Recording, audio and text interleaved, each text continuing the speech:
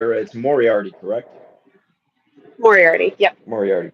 Um, to have this debate discussion with me. I'm really, really pleased that you're here. There was a miscommunication on my end, and I do apologize to both you and Ronnie. I thought we were squared away in the time, and Hmm.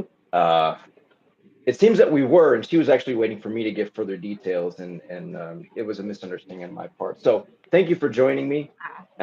And if you're open to it, she had already agreed we can do like a group discussion next Tuesday. So if you're up for that, then I won't be available next Tuesday. I'll actually be out of town at a decoy workshop. oh, okay. Well then, yeah, But we can schedule it for another time another then. time. Sure. Yeah, Excellent. another time I'm happy to. Awesome. Okay. Well, I wanted you, if you just want to go ahead and introduce yourself to everybody, and I want to make sure we're clear. Like you are R plus or are you force free? Like what's the distinction there? So there is a distinction. I consider myself force free more than R plus. The distinction is negligible, and not everybody agrees on what the distinction is. Um, so Chair Moriarty, I run the therapeutic canine dog training business. I work with service dogs, and I work with dogs that have aggression issues, so human aggression, dog aggression, intra-household aggression, so dog on dog issues in the home, and fear-based issues and over-arousal issues. And those are two usually very separate categories, because if you're having those problems, you should probably not be a service dog. um, Excellent. Okay. yep. So And I actually started out as a balance trainer, and I have since made my way over to the force free side of training okay. over the course of Okay. the years. I did watch a few of your videos and I saw the one where you said you were, I guess they call them crossover trainers. Yeah. And just so we're clear, I'm not a balanced individual. I actually disagree with the balanced people too. So I have Hmm. disagreements with both camps. So but the one thing I found interesting with like the video that I put out trying to get somebody to be willing to have a discussion was how many people that identify as say forced free or R plus actually disagreed with Zach George. Oh So yeah, no, he's if amazing. you, I actually would love to hear your take on before we get to some disagreements, what it is you guys actually disagree with him about. Like what's the issue with Zach? So you'll get a different answer from everybody, but my issues with him, we actually had some back and forth on TikTok last year, and I eventually had to block him because he was just getting to be Really? too much. Really? Yes, yes. Okay. Um, but so my issues with him are a couple. One, it's that his job is not dog trainer, and that is very clear. His marketing stuff, he does great. His videos are always like high quality and Hmm. whatever. And he is a social media influencer. He is Right. not a dog trainer. He's a social media influencer that likes to think he's a Okay. dog trainer. We can agree there. Because from yeah, because his actual training that he provides and the information and like his education level on the training, at least based off of how he speaks of things and how our conversations have gone when we were having that back and forth on TikTok, it's not there. Like it, he is well behind most of everybody in the training community. So, and this also kind of gets into that distinction between force free and R plus. Okay. Force free is like a different mindset and like almost different end goals for what you're looking for with training. Not that the end goal of so like end goal is a good, well behaved dog, right? That's happy, healthy, Sure. and good. But what that looks like, right? So for a force free trainer, that might not include sit, stay, or anything like that. For other trainers, that might be how you define that the dog has reached that point in their life. Okay. Um, for for force free, not a lot of obedience cues are being taught. It's more like manners stuff, pattern games, things that help the dog do well in space and get through those situations and learn how to overcome the challenges they have, but without relying on obedience. R plus or positive reinforcement, like as a group, tends to be um, more into the obedience thing. I call it balanced light often, so like balance training concepts, but without the aversives. Okay. So that's where you'll see more people who are like wearing the front clip harnesses instead of a prong collar It's Okay. still an aversive technically, Sure. arguably, or the head halters, where Yeah. everybody gets mad about head halters because it's almost more aversive than prong collars in some ways to have a head halter on a dog, at least Sure. observably through their behavior. Mm. Um, so for the R plus trainers, they tend to fall more in that camp. It's more of like the traditional or the original style of positive reinforcement training that grew from people who were learning it, who had been traditional or balanced trainers, and then started using more clicker training as that became more popularized. The mindset never made the shift, though. Zach George is firmly in that space. He has but he thinks he's in the other space. He thinks he's at the edge, the leading edge of the science and the information and the how to train. Um, but the exercises he shares on his YouTube, the way he talks about training, the things he says, how what he shows in his videos and what he can accomplish or not accomplish, he's over here in like traditional Right. positive reinforcement land, Yeah. and he's not good at it. So like, not only is he there, he's not good at it Yeah. either. I would agree with you. I would agree with you. Okay, so Um, that's interesting then. So is it more so okay, so the methodologies and the approach he uses does not line up with what you guys would consider in line with, say, R plus or force free. And then, of course, the results he produces are not mm. anything that should be a representative of what you guys do. Yeah, Okay. it's very old school positive reinforcement, and it's not done well, but it is very good at teaching people, right? So it serves its purpose. He can make Okay. quick videos that show a basic training concept that's easy for people to follow along from home if they're trying to do stuff via YouTube.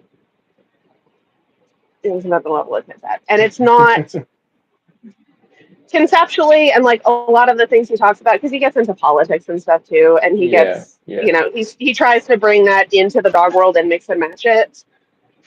So he's more in line with like the force free way of looking at the world, but it doesn't seem to have translated to the way he actually works with dogs. And Yeah. that's And where that's, people will get weird yeah. though Yeah. about like, is it R plus, is it force free? I call myself positive reinforcement and I think that way, and I don't like force free, and so everybody's gonna Okay. label themselves differently. This is Sure. just how I've labeled it in my own head.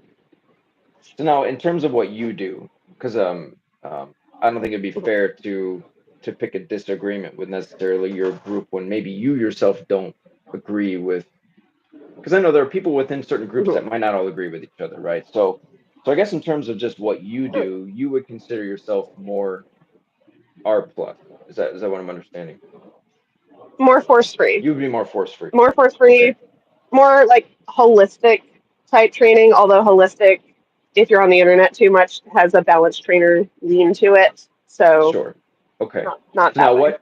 Because if you said you're balance training light, what I guess what is the light in there? Like what do you So is it more I'm like not. Lima or So I'm not, but that's what I would consider a lot of the people who consider themselves R plus oh okay, and I not got you. force free.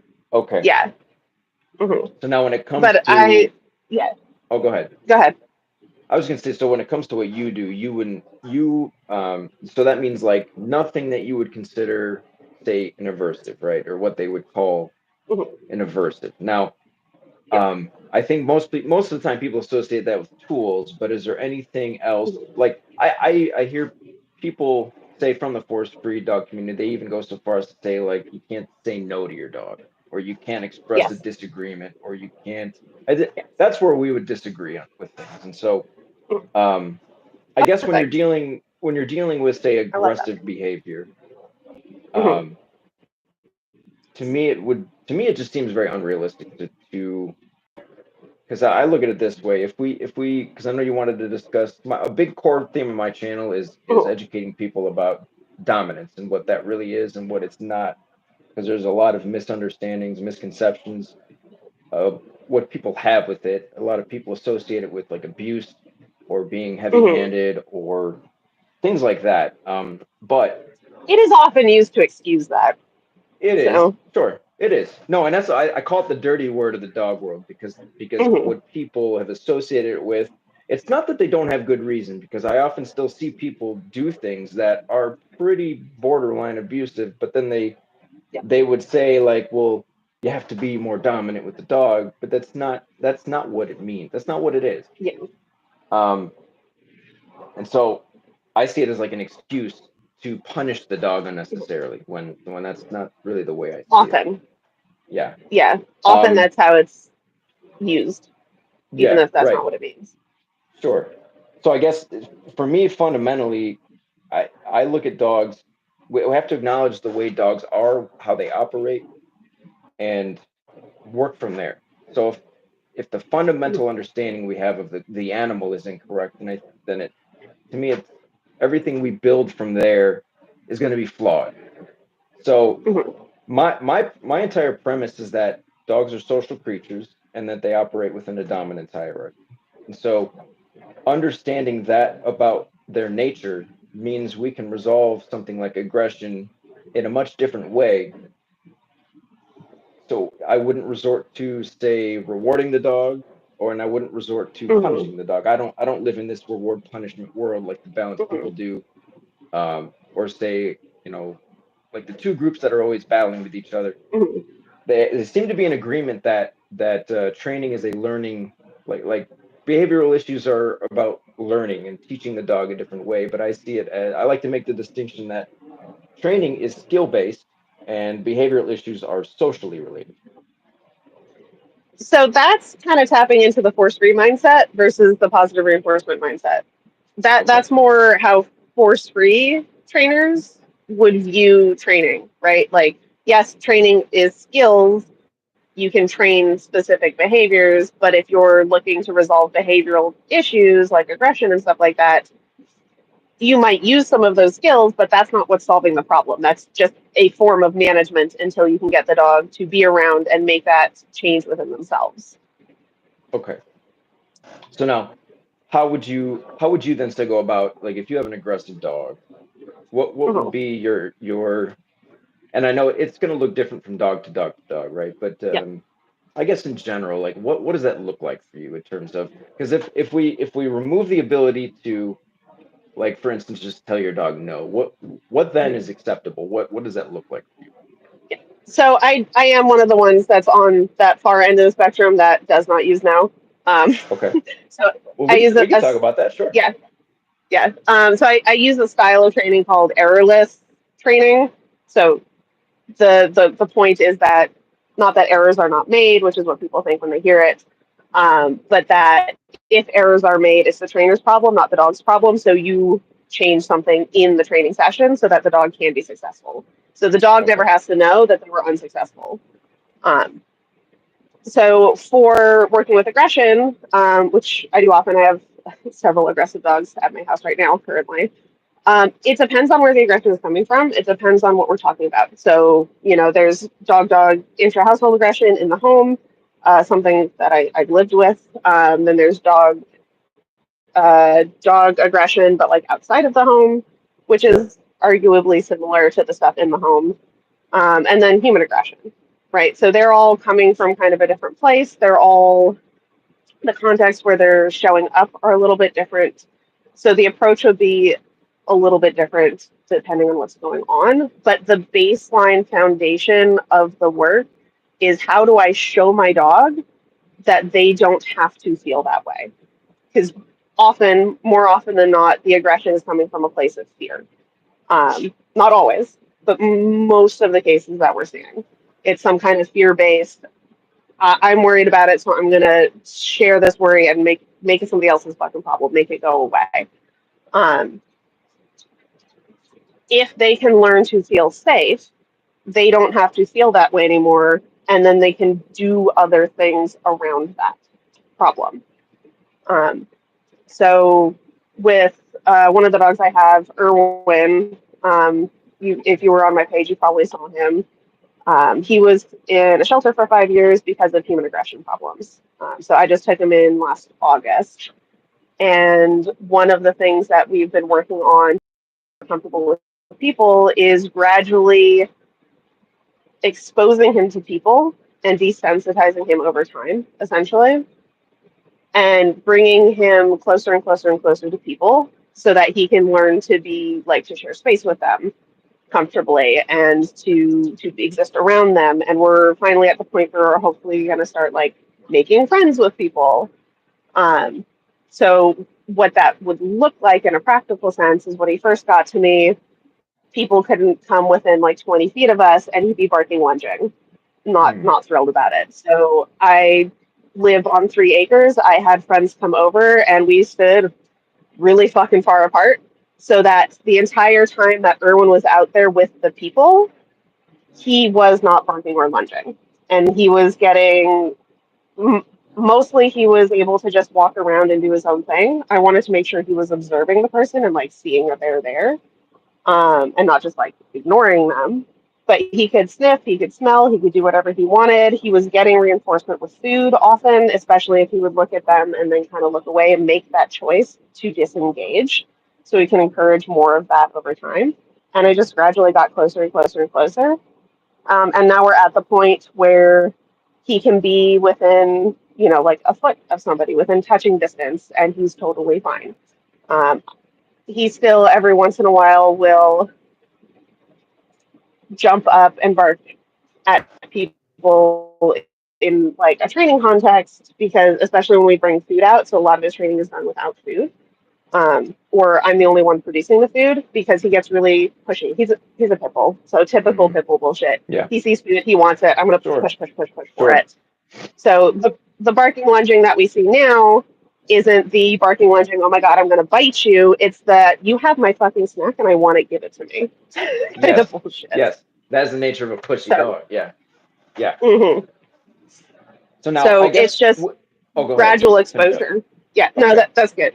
Yeah. I get the only thing that now some of this does come down to just the dogs that we're exposed to because you can't control who comes your way and hires you, right? But Mhm. the one thing now you did leave room for there to be other sources of the aggression, which is good because I often hear Mhm. the narrative that all aggression is from fear, which in my Oh no, experience no, it's the I've been opposite. around Yeah. dogs. I've been around dogs that their anger is not from fear. Yes. They think Yeah. it's fun.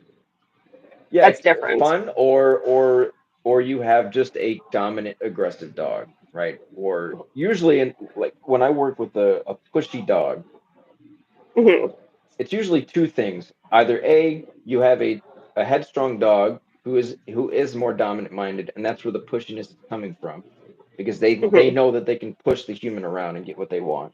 Or you do have a more insecure dog that is kind of a learned thing where the humans they're with are not giving the leadership necessary. So now this dog believes it has to control the group. And so it leads to demanding behavior, but the dog really doesn't want to take that role with the people because it doesn't have a more dominant mindset like say the other dogs would. So that's what leads to a lot of insecurity, a lot of Hmm. stress. The stress load is put on the dog, whereas the dog who is more dominant, that role is more natural to them. So you don't see that same level of stress. You just see a very forward moving, confident um, dog who seeks to control things, right? And so that might be where say I bring a dog in and they are that way where that's the dog where say if you give them inch they'll take a mile, like if I let you on my couch and then I get near you, that might be the dog who's going to growl at me because now I'm encroaching on what it believes is its territory. Or I give them a bowl of food and the dog believes it owns the food, so therefore it's going to give warning signals to anything that comes near it to say this is mine, back off my shit, rather than the insecure dog is not really, Yeah. it's not going to behave quite that way. So this is where we're going to disagree, because you're not describing dominance. Because dominance is a scientific word, right? There is an actual scientific definition for it. I It just is use a the thing that definition. exists Yeah, within species. sure. You can't have dominance between dogs and people because we are different species. And So see so that I dominance disagree with. That I hierarchies disagree with. exist. Yeah. So now Um, the where I guess the question would but be a where's lot of where's what the you've been describing is anthropomorphizing the dogs and the behavior that's occurring. So, like how so? the dog, like a dog thinking it's their food, so I'm gonna, you know, It's mine, you can't have it. That's an insecurity. I agree, that's an insecurity, but that's not like the dog isn't thinking it's, I don't know. That's a very anthropomorphic way of putting it, and it's ignoring the underlying what like cause of the behavior. Because the cause isn't it's mine, fuck off. The cause is usually like a hunger issue, right? Like a dog that's been starved for so long, and they finally get access to food. They might be a little bit exuberant around food for a bit because it's unfamiliar to them to have free access to that resource. Or a dog that is fearful, like maybe somebody, I don't know, they're just fearful in general and they want the food, or they've had a history of food being taken. Those are all like potential causes. Yes, sure, at some point the dog is like, this food is mine, you can't have it. They're showing that with their behavior, but it's not like that's not what, if it was a dog to a dog, that would be dominance. That would be like the scientific definition of dominance is this is my resource. I'm not sharing it with you. Right. But with a person, that's a different dynamic because we're a different Well, species. how so though? Where's the proof though that a dominance is not interspecies? Because I found studies like I have a study on my channel. It was done by the Messerly Institute of Veterinary Medicine, the Messerly Research Institute of Veterinary Medicine in Vienna, and they had lab raised wolves and lab raised dogs, and they raised these dogs in a controlled environment and the wolves, and what they concluded at this multi-year study was that wolves are actually the more cooperative species and dogs form strict linear dominance hierarchies. But one of the things they put in the conclusion of that study was they said that this notion that humans don't fit into this social hierarchy should be re-examined because that is not at all what we experienced over the course of this study. And to me, it doesn't make any sense because to say that a dog will exert dominance over another dog, like let's say we have a dog. I have a bowl of food, right, and the dog is growling at another Mhm, dog because it's getting too close to its food. We would agree that's mhm. dominance, right? Now, I like to be strict with the definitions of these words. So dominance is power and influence over others. So that dog is Let me pull exerting. up the scientific one because I don't think of it off the top of my head. Yeah, just But go yeah, go ahead and look up keep the going. definition. But no, but Mhm, say the dog growls at another dog over it getting too close. So it's saying, give me my space, or I'm going to issue a consequence, or I'm going to discipline you for attempting to get near me while I. But then the human walks mhm. up to that same dog, and the dog gives that same warning signal to the human. How are we to conclude that it's for two different reasons when it's the same warning signal given in the same context under the same circumstance with the The same same dog and the warning same mentality? signal, but is the behavior stemming from the same baseline reason? And that's where you Yes. would say, yes, it's dominance. That's where I would say, no, it's probably not dominance. There's probably two different things going on. Um, How would it be different for so, the person or the dog though? Or how would so it with how would it the, be different from me to the other dog? When actually I'll conclude with this and I'll let you answer because when I go about solving these things, what ends up happening in the end is that same dog that was growling at me over the food, I've now claimed that food from the dog by going through a power struggle with that dog. So now the dog understands I own the food. And now that dog is no longer growling at me or the other dog because now I own the food, and those two dogs, as a result of reestablishing that social order, that social hierarchy, where I'm at the top. Yeah, like even yeah, Dr. Ian Dunbar, I found a clip of him saying the whole point of a social hierarchy is to eliminate the fighting, which I would agree with. mhm, So by me claiming the yeah. food, I'm now eliminating the fighting from the dog to the human and from the dog to the other dog. If that translates to other people being around your dogs, then yes, you've solved the behavior. Most of the time, if you're just like taking the food away and like making them think it's your food, that will work with one individual, but every other individual will have to do that to make sure the dog knows that. That's not actually Not resolving the behavior. not That's just necessarily, not con. necessarily, because Yeah. what it is we're reshaping how the dog sees its relationship to humans in general. Hmm. Now, I would agree that for a period of time, since we're sort of undoing or reestablishing the hierarchy, that new dogs that come into the equation, those boundaries would have to be set. But if the humans have exerted control in the right way, then I wouldn't agree that new people coming in, you would have to do that all over again. Yeah, I've seen that though, and that's usually what happens. Is when the dogs go home, like if it's like a board and train or something, when the dogs go home, the behavior breaks down, and Right, or it works for a couple of days when the people are like on top of doing that, but right, they don't want to be like that with their dogs, so they stop doing it and the behavior comes back. right. Well, Or like within a home, like the dad can do it and the mom can't, and the kids, some of them can, some of them can't. So the dog right, behaves differently with every individual in the home, right. because you're just trying to convince a dog that it's your food and you can't have it because it's mine, and you can have it when I say you can. The It, behavior doesn't it's, change for every individual that the dog interacts with, so that means the behavior has not actually changed. It's just the dog is being managed through social pressure. I would disagree because, well, this is one reason why I don't do board and train, right? Because I Yeah. can bring a dog in, build a certain relationship with that dog, but the minute I relinquish it back to the owner, it does nothing for the owner. So, like Hmm. most of what I do is I go to people's homes and I give in-home private sessions, right? So when it comes to something like food, I will work through that issue with the dog so they can watch. Now, if it's a more dangerous dog, I will just do it. Otherwise, I will coach them on how do you go through this social interaction in the right way so that the dog understands that you control the furniture, you control the food, you control the toys, the treats, whatever it is. So because the whole idea of a dominance hierarchy being strict and linear is that once you've reestablished the order, there is no more fighting because the dog now understands, okay, the control I used to think I have, it now belongs to this person.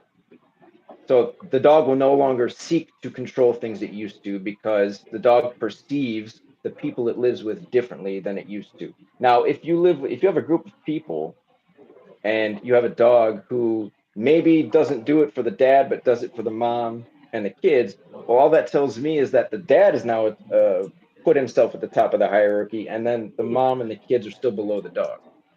So the goal then would be to make sure the dog sees itself as below everybody. All the humans are above the dog.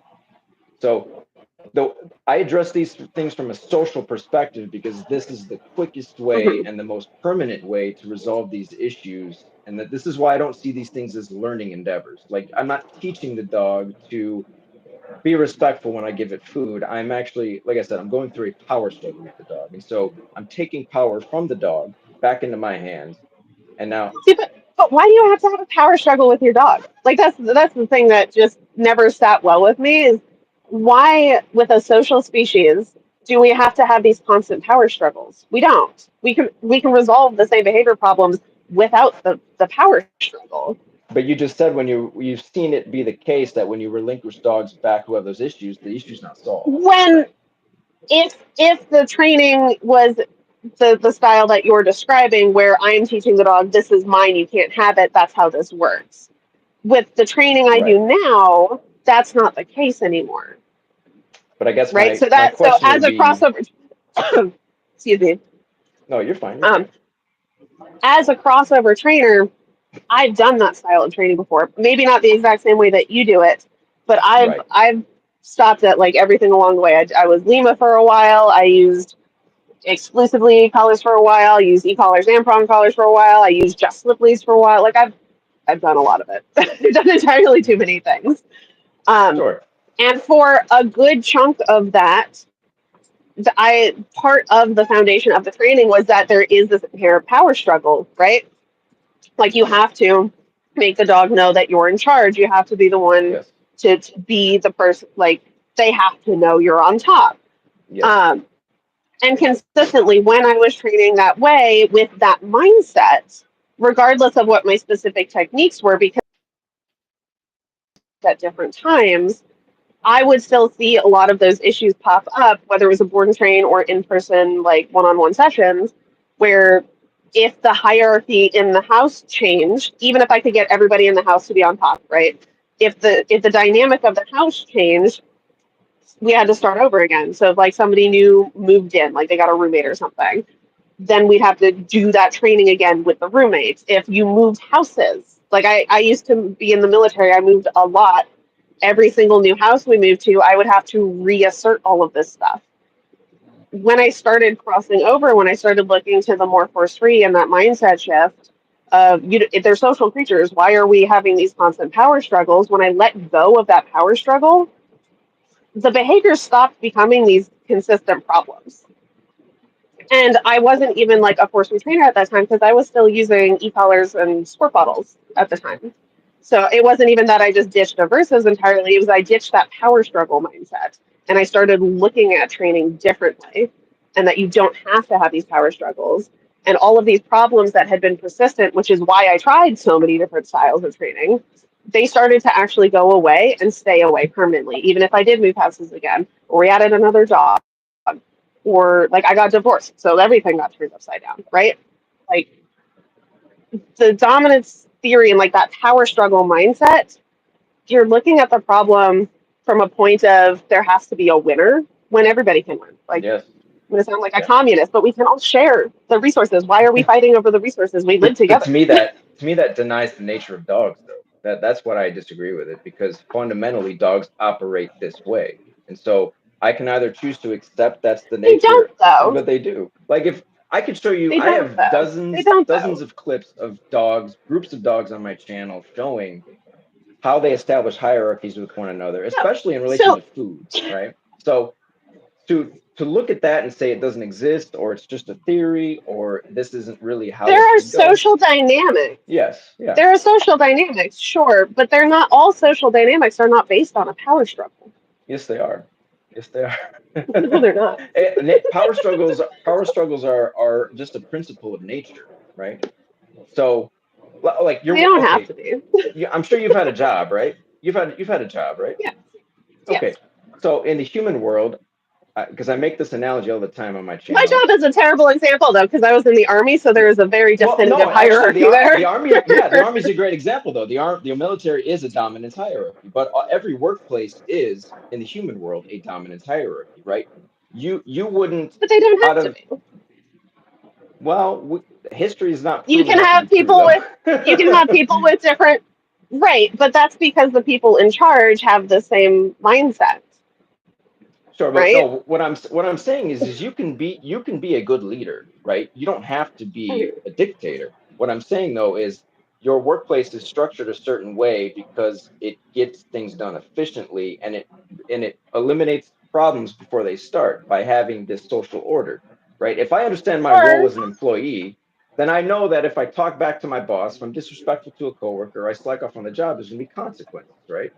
So I look yeah, at it like this. Let's say we order the workplace the way they would in like the force free world, right? You tell me if I'm wrong. You would say that we would ignore people when they do something to break the rules, and we would move them in the direction of doing something we like, right? kind of.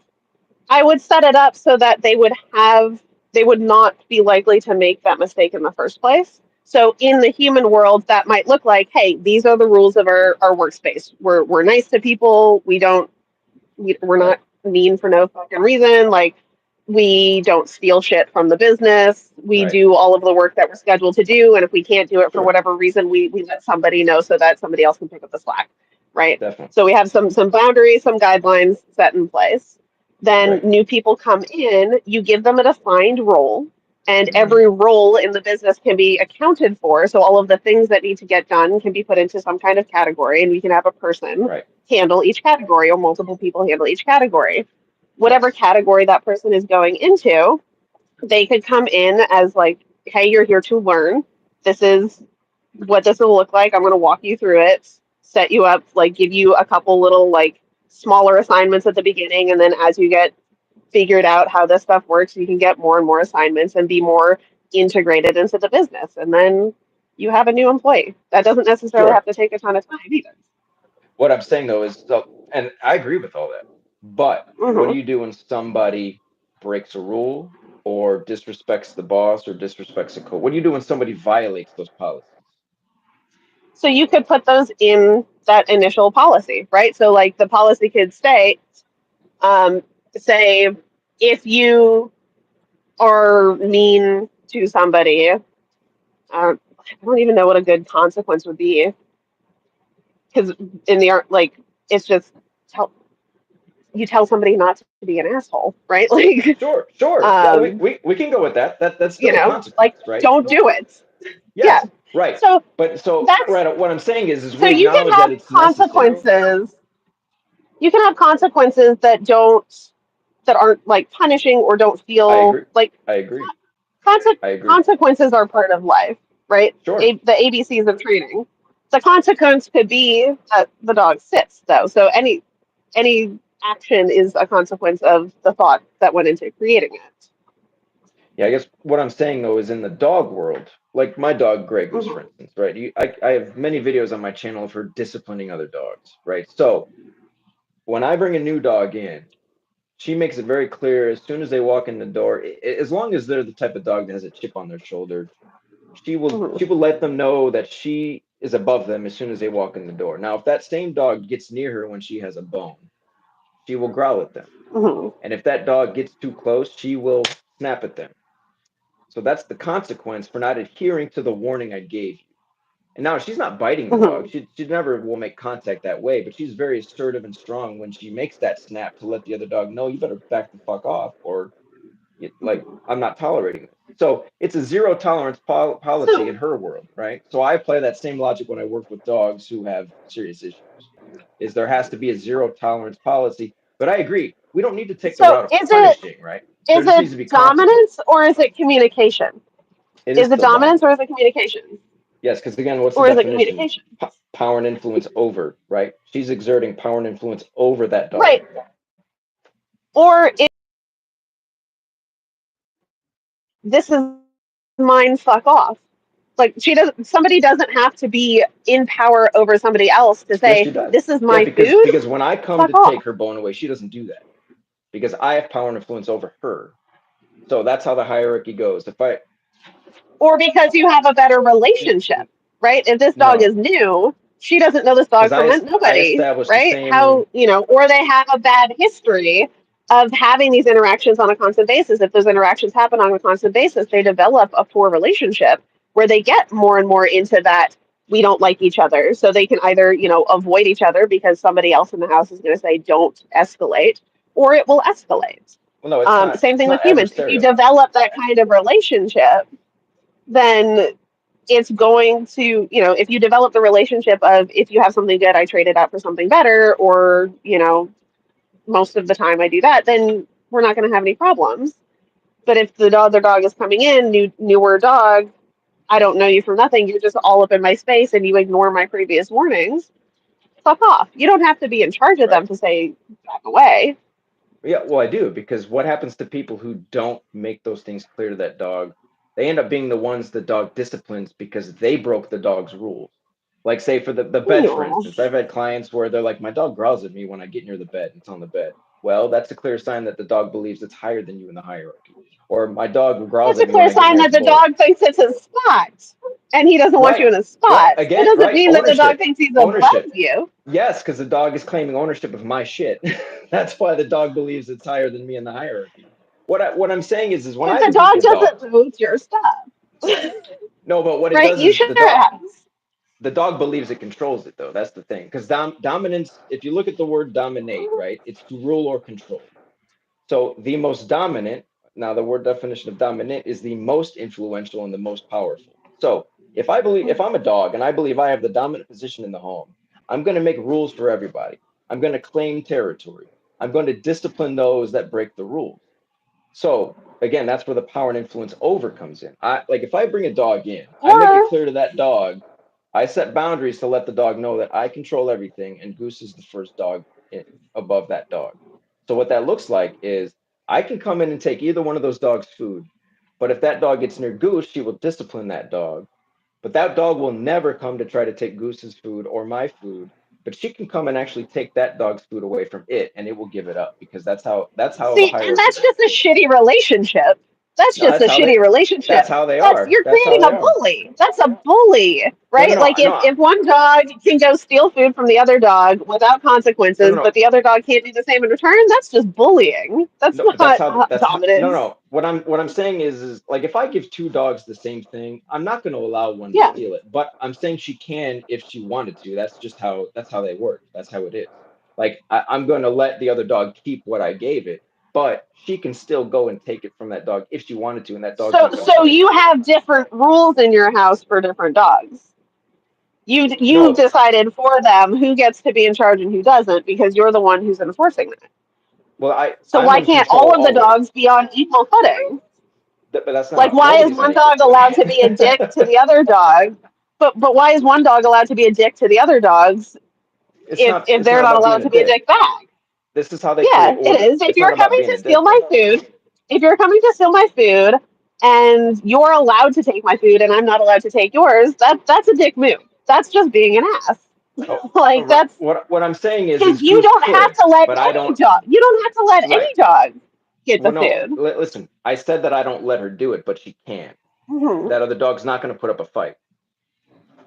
But that other dog can't come take it from Goose. She's going to discipline that dog. But I can come take either of those dogs' food So away. you That I solved.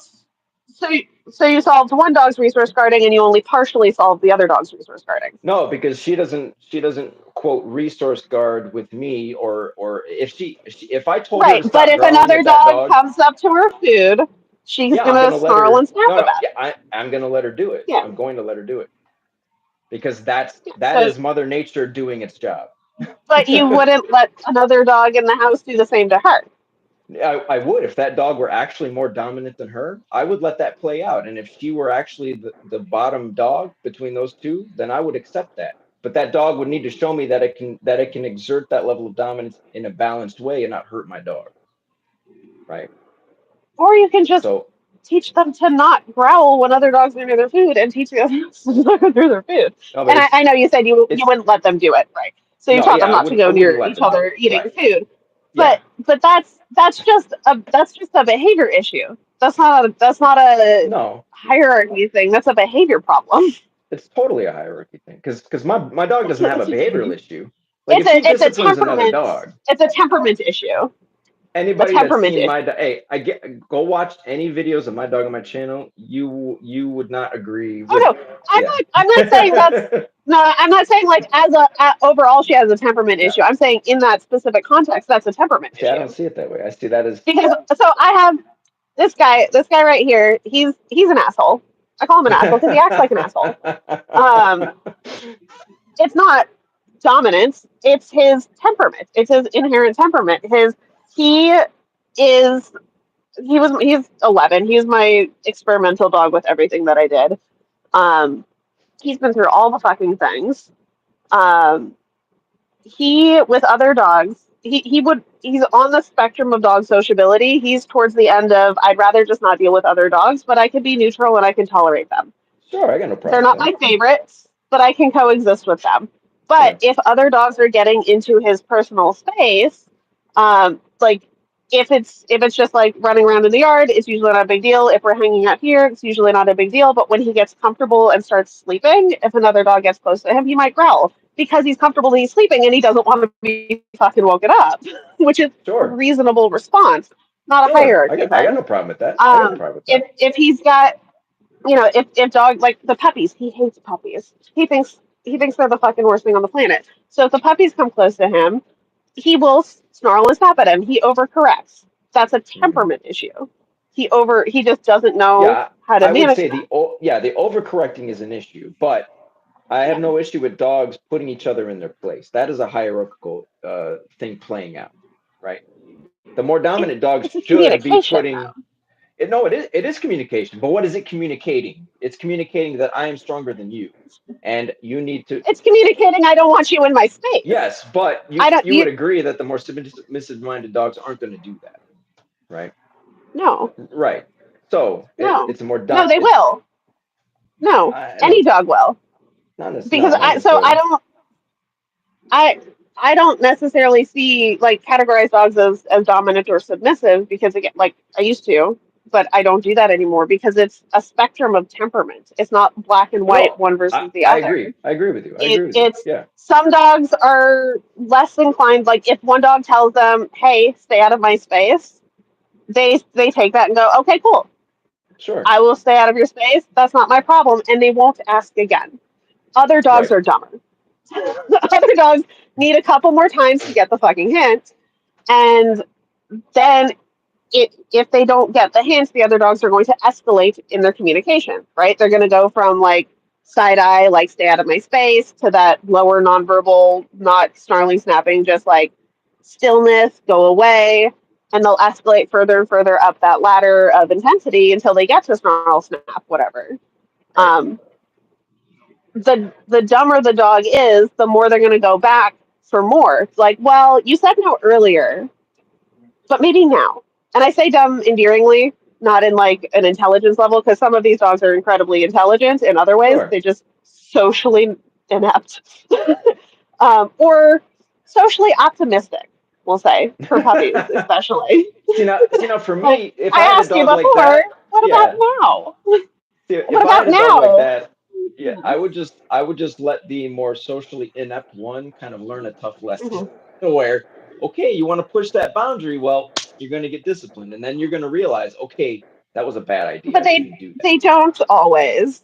They don't always learn it though. So instead of letting my dog escalate to that point, so I will let my dogs sort some stuff out between themselves, right? You have to let dogs communicate. You have to let them figure their I own stuff I agree. out. I agree. Um, Absolutely. but I won't let it escalate to the point of snarling and snapping, if I can avoid it. Sometimes, like I have dogs that will go there faster than others, but if I can avoid it, I don't. Partially, that's because I do have intra-household aggression issues in my house. My German Shepherd will murder a dog if if if Yeah, the something dog, goes the wrong. dogs will take it too far. Yeah, you don't want it Yeah. to escalate. And that's because he was attacked by another dog I had that passed from cancer when he was younger, and now it's essentially doggy PTSD, where he's got attacked so many times before I knew how to change that behavior that it's now built into him. If another dog gets too close or sets off that trigger, his brain is gone. Right, he's back in fight or flight mode.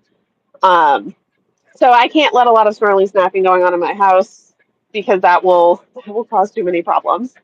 But even if I could, even if I didn't have a dog like that that has this history where you can only change the behavior so far, um, even if I didn't, why would I make my dogs get to the point of discomfort in their own home where they feel they have to escalate to that level of communication? I Because would to me that's intervene what, a little sooner. I yeah, would I would teach the say. other dogs because you can teach the socially inept ones. You can teach them to understand those lower levels of communication. It doesn't have to get to a snarl and a snap. You can show the puppy that, hey, if you go close and you see him get still, turn around. You can teach dogs how to understand that communication with each other. You can help them and intervene before it hits that higher point. I So guess you I can guess achieve the my same my goal of my coexisting confusion would be though, without. how do you teach a consequence? Like if you're saying we shouldn't give consequences, then how would you teach the dog that it's not a good idea to go near that other dog, or there would be a consequence that it really wouldn't enjoy?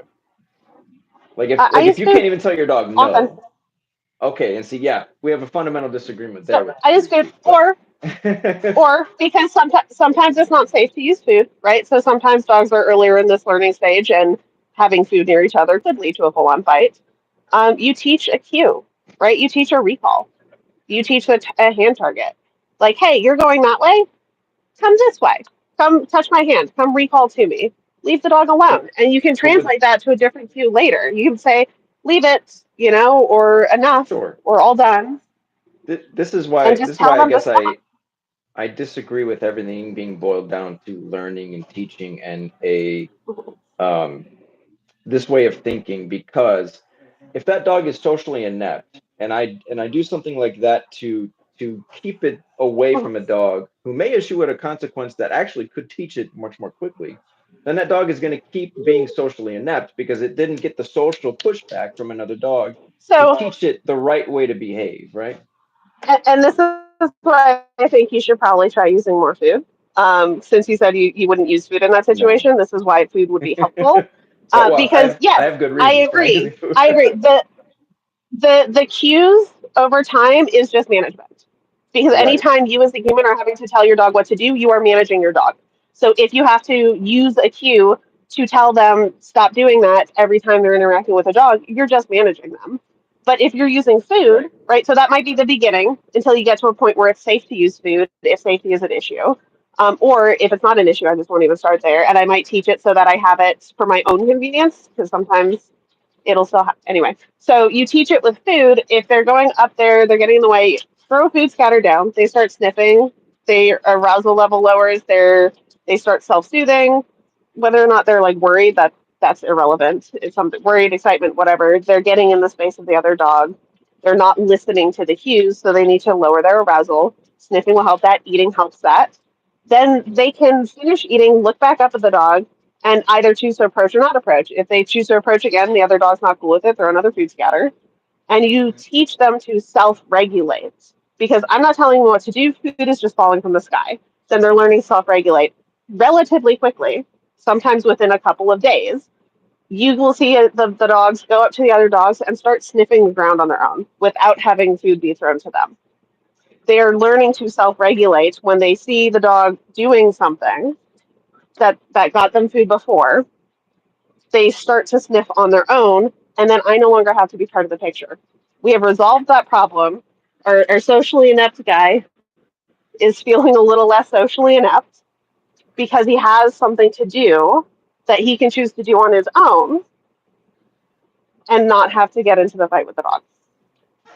So I Nobody guess has my to be in question charge. is when it comes down to when it comes down to learning on a social level, if we're removing the social interaction from that and say like Mhm.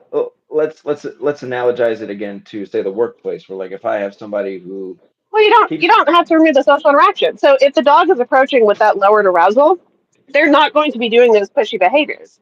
So like my dog Bug, the one who I said is a little too overcorrecty but can tolerate other dogs around him, if the puppies are running in his face and getting like being puppies, if I allow them to do that for too long, he'll snap and overcorrect them. If I throw food, sure. anytime the puppies come up, one, it slows the puppies down. They eat the food, they lower their arousal. Two, it rewards Bug for tolerating them, so it maintains his ability to handle them. And then as the puppies finish eating the food, they look up, they can start interacting with him in a way that is calmer, which is much more tolerable to Bug. So they may still like go back up in arousal, so I throw another handful of food down and I keep them at that lower level of arousal so they can interact with him successfully with nobody having hurt feelings or getting upset about anything. So you're still getting that social Well, you see, interaction. You're just helping them do it in a way that works without anybody having to get upset and use those higher levels of communication. I I get that because you don't want your dog to overcorrect. I get that. But I Mhm. guess the way I would do it was if I had a dog I knew would overcorrect, and I had another dog who was a bit who didn't have the social savvy to understand that if you get too close to that dog, it's not going to go well for you.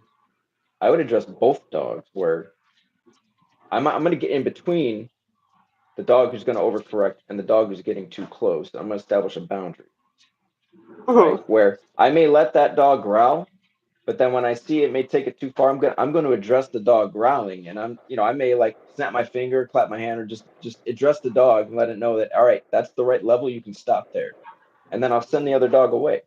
Like, hey, don't get close to this dog. Just go away. So I So, like to me, I so don't you see mean, no. I'm saying I get between and then just visit like spatial pressure. I'll just send the dog yeah. away. So to me, that accomplishes two things at once, right? Where rather than having to implement food, which to me is like a form of bribery to me, which having It's to just throwing a redirect the handful of dog, food on the ground. right? Literally, like But take a handful of food, drop it from the sky. right. But I guess what does that teach though? What are we teaching by just dropping food on the floor, It right? it teach it doesn't so it doesn't teach per se. It's a way to facilitate showing them that they can use sniffing to regulate their arousal. So it is, I guess, teaching them arousal modulation in a way, but it's not like teaching a skill.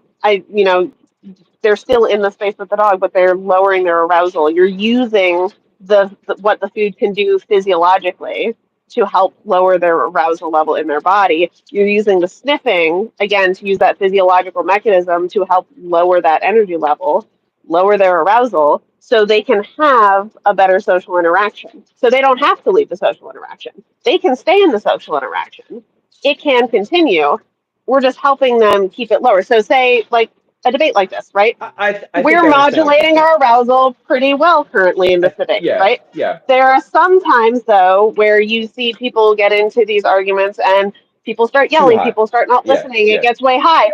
That's I when I got throw you. some food down. We metaphorically, we'd lower our arousal, we'd pause, we'd take a breath, we'd have a minute to just settle back in, Okay, and I then we think could I understand start what. back on this So thing instead of so leaving, instead of just what you're ending saying it. is there's probably a line because I've had dogs like this before where if a dog is too overexcited, and of course can be the case with puppies, where that's what's actually going to set the other dog off because it's going to say, "Hey, I don't like you being that excited around me. I want you to chill the fuck out." Yes, So you're trying to yes, bring the excitement level down so that way it can interact with that dog and everything's peaceful. Is it basically what you're saying? yes, Okay, I understand what you're saying. essentially. I guess I just wouldn't use food to do that, but I see what you're saying as far as the end result of what it is you're trying to accomplish with that. Um, for me, I would just I just wouldn't even involve puppies with that. You know, as far as like Why not? if I knew I had a well, if I would be selective about the dog. Like if I knew I had a dog who could potentially overcorrect, the puppy, my first choice wouldn't be a puppy. I would put the puppy like Yeah. my dog is very good with puppies. I No, would be like, go spend time no. with Grey Goose. And I You know, and I don't let them interact with most of the dogs at my house. A lot of the interactions the puppies have are through like barriers or separately, because most of the dogs in my house are not. They're gonna teach the puppies the wrong thing and scare them, right, and it's not gonna end right, well. right. Bad social skills. But yeah, right. Um, so like I wouldn't do this with every single dog because not every single dog Yeah, needs to be friends with every single other dog on the planet, sure. right? Like you Yeah, don't I have agree. to make them all Right, coexist and share definitely, space. But we all need to coexist peacefully in the house. We all have definitely. to be able to manage being around each other, even if we don't have to like touch each other. So And I just the see this puppies from a do have to completely be introduced at some point, so sure. that we I we just don't have. I just see this from a total like for me, keeping peace in the house means letting every other dog know that I'm the strongest presence in this house and I control everything. And that eliminates the fight. And so I don't have these issues because all of those issues that could take place, I've prevented. Mhm, Like say for if you have a group of dogs and the most dominant dog in that group, all the dogs in that group understand, okay, this guy runs the show and we shouldn't cross the line because he's going to come and address us. It's sort of that mhm. same thing. Like I So referenced earlier where I if said that like if if that were true, my German Shepherd would be big man in charge in the house because he has, without a doubt, made it very clear he is willing to go above and beyond when it comes to making sure he's in charge. Um, right, I don't see it that way because I know it's coming from a place of fear. So it's not right, coming from a place of I want to be in charge, but it's coming from a right. place of fear, which means you want control over it. And if you can Yeah, that's control it, you feel less fearful about it instead of just learning that you can be safe without that control, which is something we've worked on. And he's like, nobody knows that he's dog aggressive. When they meet him, nobody fucking believes me because he can be very neutral around dogs, even dogs that he's put holes in. They sure. like he sleeps loose in bed with me and my other dogs, you know. Um, Good. but Yeah, I would just it's that baseline where it's coming from isn't like a control thing. It's a fear thing. It's a history right, thing. It's a temperament thing too. Because shepherds, I mean, they're more prone to it because we've bred them to be more inherently aggressive anyway. Not necessarily dog aggressive, but those two things kind of come hand in hand, right? When we try to have guard dogs, often it right. blurs the line into dogs as well. Um, Hi, what are we doing? Oh, dear Lord, I guess what Donnie, I'm come here. saying is Uh, like if I have an aggressive dog and the root of that Vegas. is fear, then yeah, Mhm. I agree. That is not a dominant thing. So, but But me he's the one in establishing my house who would establish his place because he's the one who would do that most effectively. right. But I what I'm just saying, don't let that happen. dominance comes from a very balanced and stable place, right? Not necessarily Hmm. like dominance and aggression are two different things. So like me, I can establish that I'm more dominant than all the dogs without ever really needing to put a hand on them. Again, it's a strength of Hmm. personality. As you said, there's a range of temperaments. So the strongest personalities sit at the top. And my Hmm. dog is a great example of this in the way, like when she disciplines another dog, she uses only the level of force and communication needed to get that other dog to accept the message and say, okay, I back off. And then she stops. So I'm the same way where I'm only going to use the correct amount of pressure, tonality, using my body in the right way to get the message across until that dog says, "Okay, you win. I got it. You're in charge here," and then we can move on. It's not, usually when things are out of control, those are the dogs that are not balanced correctly, and it's not coming from a truly dominant place. It's coming from like sometimes it's fear, sometimes it's insecurity. It's not stable, right? So Hmm. dogs are looking for stability, and the most stable energy in a group but it also needs to be the strongest one. Those are the dominant dogs. Usually they're the quietest in the quietest in the group. So, is stability and strength intertwined? Like, does it have to be? Because you can have a dog that is stable that isn't necessarily like a strong dog in Yeah, the sense sure. of like they would snap and snarl and whatever. Yeah. I just mean You can you get would have those two. You would be stable and strong. You do have very stable dogs, but they're not dominant. They're just middle of the road, happy go lucky, very very balanced dogs, but they don't seek to control things. They don't seek to dominate dogs, people, or their environment. It's the dogs that do see, seek and to control, to me, if that the dog is seeking conflict in that way, that's a behavior problem or that's a temperament issue. I don't If a see it that dog way. is actively seeking conflict within their own home, that's an unstable dog. Well, I see That's that an as unstable dominance. dynamic. That's dominance to me. Right. Because Right. again, And what's that's the where we're just going definition? to fundamentally disagree. Right. But see, Because, you had said I was anthropomorphizing too much before, but to me that's anthropomorphizing a dog, but rather than just seeing the dog for what it but is, it's right? not though. It's observing the behavior, right? That is observable behavior. I'm not saying the dog in their mind wants control and is trying to be in charge. That's putting words in their mouth. I am describing observable behavior of a Yeah, dog that is actively seeking conflict, even if it's low right. level conflict. They're actively Yeah, seeking conflict in their home. That is that is abnormal behavior. That I is, don't see that. it's, Yeah. there's a range of typical for that, but actively seeking conflict every single day of your life, that's not a stable mindset to live in. Well, no, I would. It's not okay. You have the dogs that seek conflict, but what is the goal of the conflict? They want control. It's the Right. control they're after. So that mentality, though, is what I'm And saying is why that's would for they the need control? What are they afraid of that makes them want to have so that much it's control? they're dominant minded. They want control.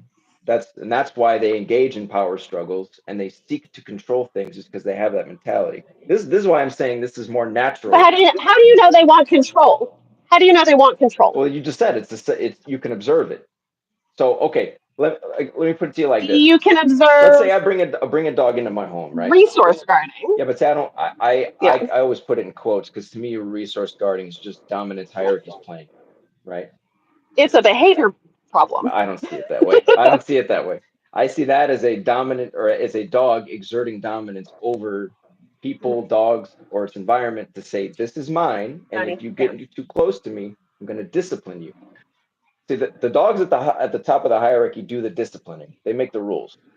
It's the dogs at the Why? bottom that's how nature works. That's how it works. That's how they work. Doesn't have to. No, because the foundational research that the dominance hierarchy stuff was created off of, like the specifically the social one that integrates humans and dogs together, the guy who created it has since retracted. Hey, can you not No, do that? I even Thank have you. I have He's several. retracted his Are you statement. talking about He's because no? he was observing wolves in captivity. Okay, He was observing wolves in captivity, let's which get is into this. not Let's get because wolves in real life. you're talking about David Mack and David. I have his statements on my channel. I have several videos to debunk this because this is the common thinking is that he retracted his statements. What happened was David Meck says, and I'll even send you the video, and I have it on my TikTok too. But what happened was David Meck said, okay, my original assertion that dogs or wolves form dominance hierarchies is not quite true, because what we see in the wild is a familiar pack of wolves is, or the hierarchy of a wild pack of wolves is more of a familial structure. But what people cut out of that and what they ignore is that right after he said that, he said, now, if you have a group of unrelated wolves and you put them together, they will form a dominance hierarchy, a pecking order. And so we see this even with puppies, litters of puppies. They do this. This is all they do is they fight with each other, they eat, and then they sleep. And then they fight with each other, and then they eat, and then they sleep. And so dogs do this very same thing. If you put a group of unrelated dogs together, what do? They form a pecking order. And I have dozens and dozens of clips to demonstrate this. And like I said, that study at the Messerli Research Institute of Veterinary Medicine in Austria, they did this study with wolves and dogs, and they concluded that dogs are they dominate each other, and wolves cooperate with each other. So that was their findings. And then, like I said, in that conclusion, they said we should really re-examine this assertion that people don't fit into this hierarchy, because it very much seems that they do, and we need to re-explore this, because this social order that we think we're excluded from, that wasn't what they found in this study. But what they found, like I said, the lab-raised dogs, with that they form strict linear dominance hierarchy. So it was actually in alignment with what David Meck said. He only retracted like half of his statement, but everybody conveniently cuts out the rest of it, where he talks about internet. What's that? The internet. You got to pick the part of it that you like. Right. Well, no, things. It's like a game of telephone, right? Where people they just kind of they repeat what they hear, and I have his work on my channel. I have videos. I have his statements. Where he even said, he was on Ivan Balabanov's podcast. I don't even know who Ivan is, and I don't. Yeah, I'm I not do. a fan. I'm not a fan of Ivan, but he even said, I'm in the bite work world. He's very well known. Yeah. Oh yeah, yeah. But he had him on his podcast, and he even said, because Ivan was saying, like, these claims you made were very controversial, and people kind of took it and ran with it. And he said, yeah, the dog people, they believe that I was saying dominance doesn't exist, or dogs don't operate this way, and that's not at all. Or wolves don't operate this way. And he said the dog people kind of took it and ran with it, but that wasn't at all what I said. He said dominance does exist. It's just a wild group of wolves is more of a family unit, and they don't fight for hierarchy like unrelated wolves if you put them together. But dogs do the same thing. So that's, but like I said, I can send you those videos. I have all that stuff on my channel where kind of debunking that. But that's, like I said, it's a core message of my channel is trying to educate people about what these things are and what they're not. And so like when I see resource guarding, to me that's not a behavioral issue. To me that's a natural expression of the dog dominating the dogs or people around it, and that's how the pecking order is formed, right? Because then you have the dogs that won't challenge, and then you have the dogs that will challenge. You know what I mean? So resource guarding is a normal behavior, right? There is some level of resource guarding that is typical and ingrained into all living creatures. Definitely. Because you have to eat enough to survive, and if there's limited resources available, sure, you're gonna have some big feelings about that, right? You're gonna want to be the one that gets those resources. Don't anthropomorphize. You said big feelings. Yeah, they have feelings. I'm not telling them what feelings are having. I'm just telling them that they're big. They're noticeable, right? No, but you have that built in. Right? Like, I do not disagree there. I do not disagree that there are social dynamics, that you're going to have dogs with different personalities and different temperaments that are going to interact differently in the house. Hi. I'm going to put you outside or something. So he's barking at the puppies because the puppies were napping and now they're awake. Oh, they're awake, yeah. And he's my pushy bully who is dog reactive but loves puppies. So he's upset that I'm not letting him go play with the puppies because he can't play with the puppies right now because they're only 9 weeks old and he will squish them on accident. Oh yeah, you gotta watch out for that. because he'll start playing and he'll play nicely and then he'll get excited and then he'll start playing rough. And so this Yeah, is where, yeah. I would just throw food, and I don't have the brain space to be doing all that at the same time. No, no, And doing too this. much at once. Yeah. Um, I get and it your point. doesn't help that the puppies keep coming up and jumping at him and trying to Right, encourage this behavior. right. So they're Oh yeah, reinforcing his barking behavior oh for yeah. me right Of now, which is course, not helpful. they're doing what puppies Um, do. of course, Um, and they're very good I at it. guess.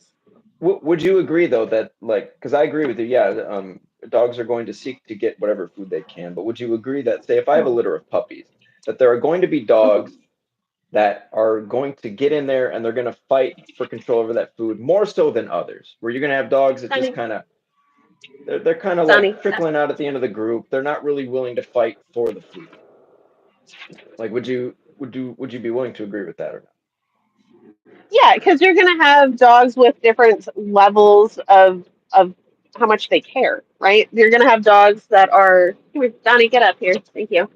Um, every dog's temperament is going to be different. You just not? like Right, every person's temperament is different for how much conflict they're willing to engage in, right? So the definitely. dogs that are actively seeking more conflict or don't mind conflict, right? I say Yes. actively seeking because this dude loves conflict, or they don't mind the conflict. They're going to be the Right. ones that are getting to those resources first. Yes. I would disagree that it's because they want to not I don't think it's a purposeful thing, right? Like, I don't think it's a thing where they're consciously thinking, this is mine, I want to control it, I want to make sure they can't have it. I think it's more of an unconscious, I'm hungry, I'm going to get there first, and I'm just going to start eating, and if another dog comes my way, I'm just going to push them out of my way so I can Yeah, keep you're eating. gonna right, but it's because they want Yeah. to control the food, right? So, like But there, in a pack of I puppies, don't think they want to control it. I think they just want to eat it, well, sure they do, right? yeah, And this but is what they I'm want to get eating, as and if you're too close much to me eating, I'm going to right, push you out of the way so I can eat it. right. Right. I don't I think that guess, necessarily has to I be a guess, control thing, just a hunger thing, right? Because once they're full, they're going to walk away and they're going to let the other puppies go. So they're not seeking control over all the resources. They're just seeking resources sure, but and they're consuming resources. they're getting there first. They're pushing everybody out of the Yeah, way to get there first. because they don't mind the conflict, and the others are like, Yeah, "Cool, conflict. I'm hungry, but I'm not that hungry. I can wait," right, because they don't right. like the conflict. The more dominant dogs are going to assert themselves first, and then the weaker minded ones are kind of just they got the leftovers.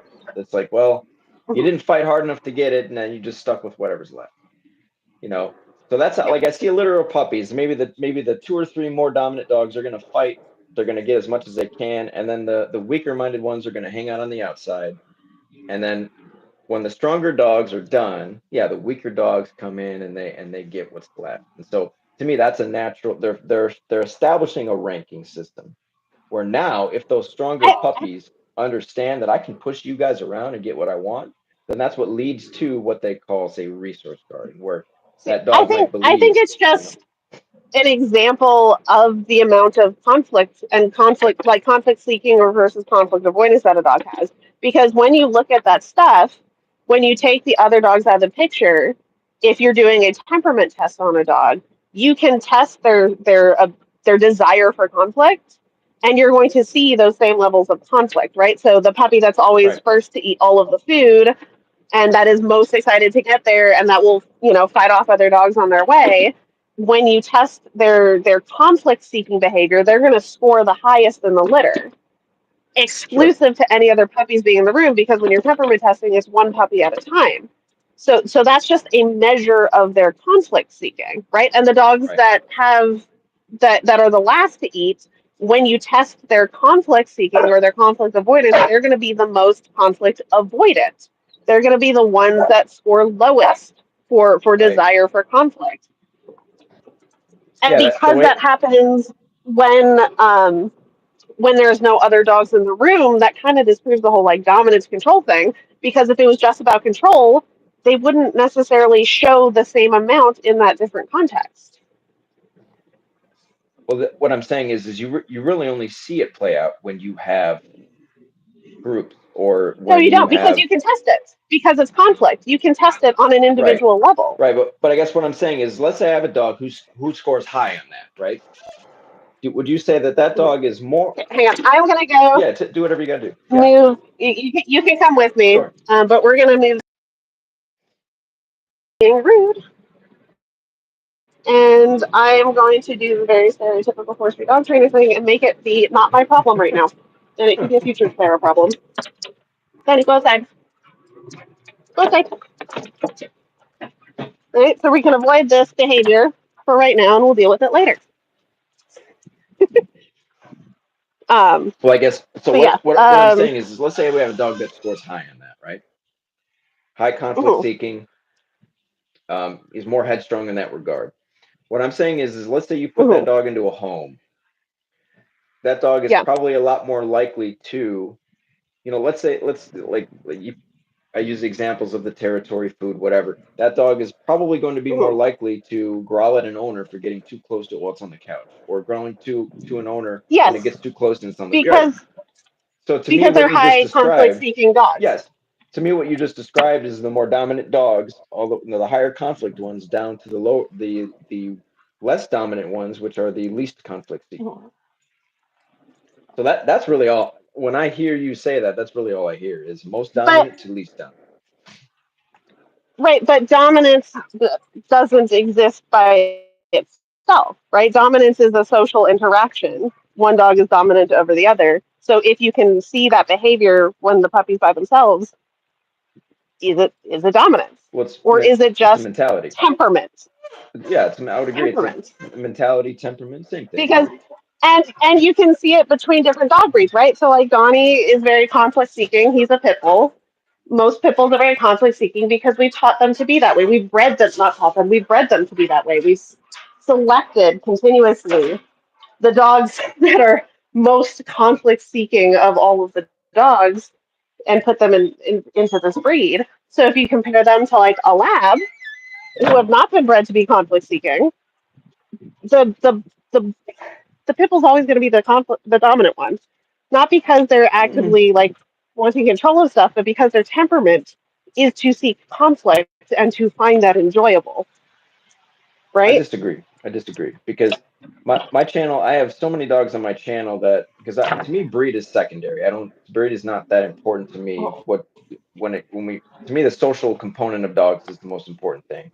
So like um you may have stronger breeds that are more likely to be that way, like the pits, the cunning corsos, the shepherds. That, but really, Mhm. all that matters is the individual mentality or temperament of that individual dog, regardless of the breed. So, like Grizzy's, a chocolate lab on my channel is a great example of why the breed doesn't. It's not a stereotype. I think we should keep pushing because he's a chocolate lab, and when his owners So got him, they said, well, he's not like you have an idea of what a chocolate lab is, and when we got him, he's a complete opposite of everything like our last chocolate lab was, and he's a menace, and he was a puppy. yes, that's right. So I had to approach him in the same way I might approach a pit bull because he had that mentality. He had a more dominant mentality. I don't know. I've got four labs at my house right now, varying levels of being a menace. Right. There is a range of There's a variance range. within, Yes. Yes. But and you can what also I'm have saying, dogs that fall totally out of their range for their breed, right? So the yeah. example with labs, they're not usually a conflict seeking breed, but I had an assessment on one a couple of months ago that was incredibly dog aggressive and actively sought out Yeah. conflict with Yeah. dogs, That's what I'm which saying. is I totally atypical of agree the with that. breed, Yeah. but it happens, right? So like a breed is Right. just a framework to work within. It gives you a good idea of what behaviors to expect and what kind of temperaments to expect, but it's not, the end all be all. It's not a Right. guarantee that that's what you're going to see. It's I would just agree with that. I just the think people rely on it. most Yeah. likely thing that you're going to see. So it's a good Yeah. starting point. I guess I just think people rely on it too much, and I hear this thing, especially when it comes to like the pits, and I hear this people say that it's all their DNA, and it's like there's no overcoming it, and I'm like, no, if you look at this from a social lens, then you approach it differently, then the breed becomes a secondary factor, and so because you can have a Chihuahua that engages in the same behavior as that pit bull, you know, Yeah. and so I would address the Chihuahua the same way I would address the pit bull as long as the aggression is rooted in the So same thing. right. So all breeds can display aggression. All breeds will have, Absolutely. Yeah. they're outliers. You know, they're going to have the breeds that fall within the typical of the breed, and then they're going to have their outliers on either Yeah. end of the spectrum. So like Sure. way more like nervy, fearful, way more aggressive than what is typical within the breed. Or way more friendly if nervy and fearful and aggressive is the go-to. you know, Right. you know, like a weirdly friendly guy. It's it gives you information to go off of, right? So we have these breeds, we have some understanding of what to expect with them. We also have backyard breeders, we have lots of breed mixes, we have lots of dogs Right. that are not too standard. So there's a lot of Yeah. variance. So it's not like this breed means this dog will be exactly like this. It means this Right. breed is more likely to display these types of characteristics. Their temperament Right. is more likely to look like this than it is to look like something else. Yeah, I would agree with Um, that. Yeah. Yeah. but so it's not like this is that or whatever. But from like that perspective of if you're comparing visible behaviors that you're seeing in person, if you have a very typical average to standard pit bull, and then you have a very typical average to standard lab, you put them in the room, the pit bull is going to look like the dominant one every single time because they are bred to be very Typically. conflict Well, I seeking. would say on average, yeah, I would say on average. Yeah. I guess. Well, So Ryan that's asked not a good necessarily a question. dominance thing, that's a temperament Well, thing. That's hold a on though, breed because characteristic thing. Ryan's asking a great question because he's saying why are they Mhm. seeking conflict? It's back to the conflict. He's saying why are Yeah. they seeking?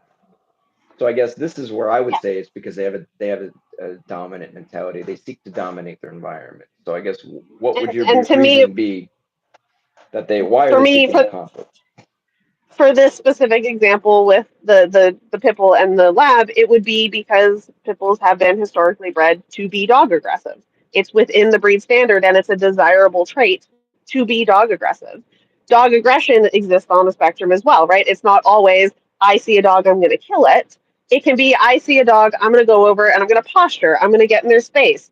I'm Hmm. going to act like I'm big man in the room, which you would call dominance. I Yeah, just call being yeah, an asshole. I would call that dominance. I'm going to Yeah, go dominance over for sure. and be an asshole. I'm going to go try to be a bully, right? I'm going to go try to bully this dog into doing what I Dep- want it to do Depends on how that because he's looks. there, because Depends on he's how right that into looks. me. And if the dog backs away, right? Like if the dog is avoidant, if the dog is like, look, man, I don't want any conflict, or submissive, they're like, I don't want this conflict, they walk away, the aggression never escalates. But if the dog was also conflict seeking, so like an out of standard lab that's maybe a little more dog aggressive or more conflict seeking, they might start posturing back. And then the aggression is going to escalate. And Right? that's where you would see snarling, snapping, and you would see it potentially escalate into a full on fight if you have two dogs that are both conflict seeking Yeah, to me that's just two dominant or dogs two meeting and dogs. figuring out who's the tougher of the two. Who's the stronger of the two, so I know who to follow and who to submit to. That's the way I see that play out. Is But they're not looking to follow and submit because at some point, because so ethology is something that I'm really invested in. One of the only certifications I have is the Family Dog Mediator, which is all about ethology, study of animal behavior. Mhm. Um, it's not necessarily dominance, though. It's not that they want to be in charge because at a certain point with aggression, aggression as a behavior is a very expensive behavior. In the wild, you wouldn't want to be actively aggressive or getting into a fight because you could die, right? Even if you don't die in the fight, you can get injured, you can get infection, you could die. So Sure.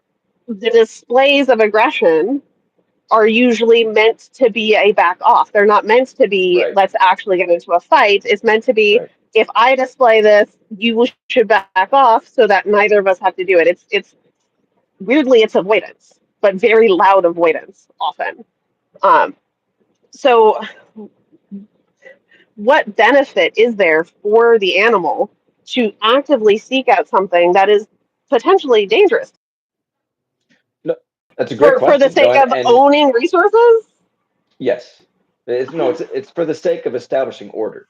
So like it's to your point of with the ethology. Like I've watched some of Ray Coppinger's Mhm. work, right, and he talks about that, and it's a great point you bring up is that yeah, it expends a lot of energy to engage in conflict, but The way I see it is, okay, let's have that example again where the two dominant dogs meet. It doesn't mean they have to fight, but they Right. posture, they get in each other's face, they're testing each other to figure out which one of us is stronger than the other. They don't have to fight to do that. There are other ways they figure Hmm. that out. But Yeah. once that meeting is over, they have a pretty good idea of, okay, are we, like, I have a video on my channel I just put out. It was street dogs, and it was of a Rottweiler and a pit bull, and these dogs were fighting for, they wanted to mate with this female, and this pit bull comes into this Hmm. group as a newcomer. Well, this Rottweiler had already established itself as he runs the group. Well, this pit bull came in and he wanted mating rights. Well, that pit bull asserted himself towards the Rottweiler, and then they got into a conflict, and the Rottweiler ended up dominating that pit bull. And when the two stood up, the pit bull was like, "All right, fine, you win." And the Rottweiler went and started mating with the female, and the pit bull just let it happen. So it was a conflict that led So, to figuring out who really is the stronger of the two, so we know who runs the group and who do I need to submit to around here. and this is probably because of my experience with intra-household aggression. That doesn't always end well, right? No, it That doesn't. It so doesn't. I agree. It doesn't. Yeah. you've got if you've got two dogs, they're looking at each other. They're each deciding, in their head where you're observing where their threshold is for conflict, right? So a Right. dog walking up to another dog, they seek in conflict because for whatever reason they see a dog, they anticipate conflict.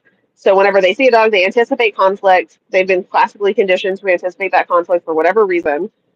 They so they match the energy that they're expecting. They come in with conflict, the other dog comes in with conflict, then they escalate to wherever it is on that spectrum of either Hmm. just like hard staring, posturing over them, Right. snarling, Right. growling, all the way up to full on fight. But at some point, you have reached full blown fight to the death. It could, but not always. Right. Like for It instance, is often in my no, experience, no, but and I this have is, a weirdly skewed bias because yeah, of the dogs I work with. no, no, and I work with the same kind of dogs, which is why I don't disagree with you. I guess what I think the X factor in that is human intervention. Like we have created such imbalanced dogs that they can't even, most of the time you see this in like the street dogs, or you see this balanced dogs who are also very dominant will create order in a very balanced way. No dogs get hurt as a result. Like Goose, for instance, when she disciplines other dogs, she doesn't hurt them, she doesn't bite them, but she will either give them very firm eye contact and move towards them to the level of snapping at them, and anywhere in between, the other dog is going to say, "All right, I get it, you're in charge. Like I'm not going to challenge you. We're done. You win." Mhm. And that's how they establish the order amongst them. And but I make it clear to the new dog. She already knows I'm in charge, but I make it clear to that new dog when they come in, this is my environment. And Goose is going to let you know that she's dog number one. But she does that and I adopt the same principles she does in making that dog aware of the social hierarchy. How does that work? And that dog now understands, okay, where do I fit in with this group? So that eliminates conflict because now that dog's not going to seek conflict because it understands where it fits in, right? And that's how we prevent issues from happening. Like when I have a puppy client who is more on that, like the higher conflict dog, there's certain things I do with that client's puppy to get them to the point, because I have a puppy on my channel named Marty, and his owners were worried, like, well, we want to have kids one day, we're worried that Marty might resource guard when he gets older, like. And I said, well, listen, everything we do here is going to prevent all that because we're establishing that you control everything now. Marty's going to understand where he fits into the group, and you're going to eliminate these problems when he gets older because we're doing something about this now, and we're doing it in a way that Marty will socially. He just understands on an instinctual level. So he's never going to challenge his owners for over food. He's never going to challenge them over territory. And when they bring a child into the world, things are structured in a certain way where the dog understands where it fits in. But they don't have to go in with the assumption that there will be conflict. Even with a dog from that is a generally a higher conflict species, It was just something they were worried you about can go because he in with was the concept already. of cooperation. Well, he wasn't a very cooperative puppy. they called me for a reason, and even they took him to a Yeah. groomer. Now, a dog like Marty for me is just a Tuesday afternoon, but the groomers even said like this dog is abnormal. Something wrong with this dog. I said don't listen to them. Well, Like, if you're seeing some aggression, young puppies, that's usually abnormal. well, see, to me, it's completely normal. It's just the mentality of Marty. Marty fits in. He's in that range of temperaments. He's just on that higher end of he wants to control shit. He's conflict seeking. He wants to dominate. And so to me, that's pretty normal. But see, this Yeah. is why to me these things aren't abnormal. I don't see them as behavioral issues. I just see this is the nature of this dog. Let's figure out how to work with the nature of this dog. And when you understand fundamentally how dogs work, you can approach it from this hierarchical perspective, and we can eliminate problems and prevent future problems because now the dog understands on a social level where it fits in, and it's not going to seek to So challenge. Right? I agree that you have to meet the dog like where they're at. You have to understand that they are who they are, right? And some dogs are more conflict seeking. Some dogs are more like that. But I disagree that it's normal that you see that.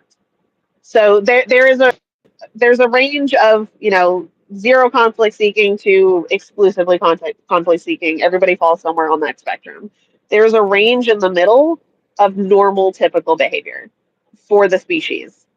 And there, of course, because nothing is ever perfect, you're gonna see things outside of that typical range. I would argue that at a certain point, the amount of conflict seeking stops becoming normal, and that, like, if you see a puppy that is showing some, you didn't describe any of the behaviors that the puppy was having, other than that they're being dominant, which isn't descriptive of any behavior, It's just a just general a way for me mindset. to, yeah, yeah, I can Right, tell you what he right. was So, like, but yeah.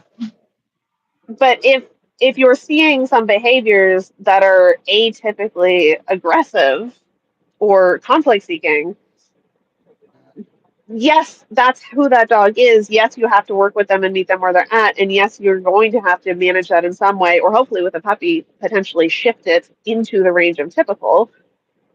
But that shouldn't be like that. That is atypical. That is abnormal. It is outside the general normal range of what should be expected. So it is a behavior problem.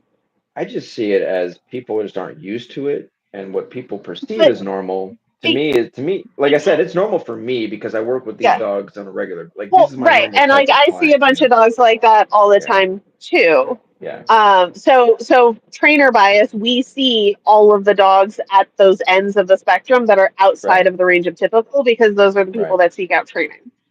right. Um, but for like species preservation, for, just as a species, if you're outside of the range of typical conflict seeking, you're going to end up in conflict more often than not, which will get you killed.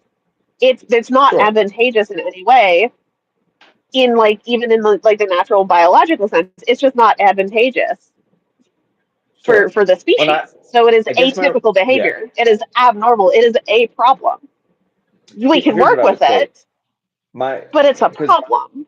I think a lot of these, my conclusion is because there's a lot of backyard breeding and whatnot. My conclusion is a lot of these puppies get taken from their mother too soon, and their mother would be the Yeah, one to discipline them, and so that behavior's gone unchecked too at because I don't know. Have you ever watched videos of mothers disciplining their puppies? It's not pretty.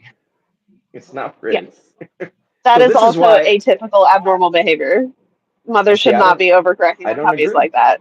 No, I'm not saying That is overcorrecting. atypical I'm behavior. saying like I could show you a video I have where a puppy was challenging the mother over a bowl of food, and that mother gave fair warning to that puppy, and that puppy continued to challenge, and that mom got on that puppy, didn't shed blood or anything, but it was a pretty harsh discipline, and that puppy, I guarantee, never made that mistake again. But that mom was like, "Listen, I'm gonna teach you a valuable lesson today." And that to me, that's just the way dogs inherently do this with each other. And so when I see that, to me, it's like I don't want to live in a world where we conveniently brush aside the reality of these things because it doesn't feel good or we don't like it. And I want to accept that this is how dogs operate. This is how Mother Nature operates. And how do we work with that in a non-abusive way, in a non Mhm. imposing or threatening way, but we do this the right way, you know. So like when I see videos of that where mothers disciplining their puppies, like to me, what I saw someone left a comment the other day. They said,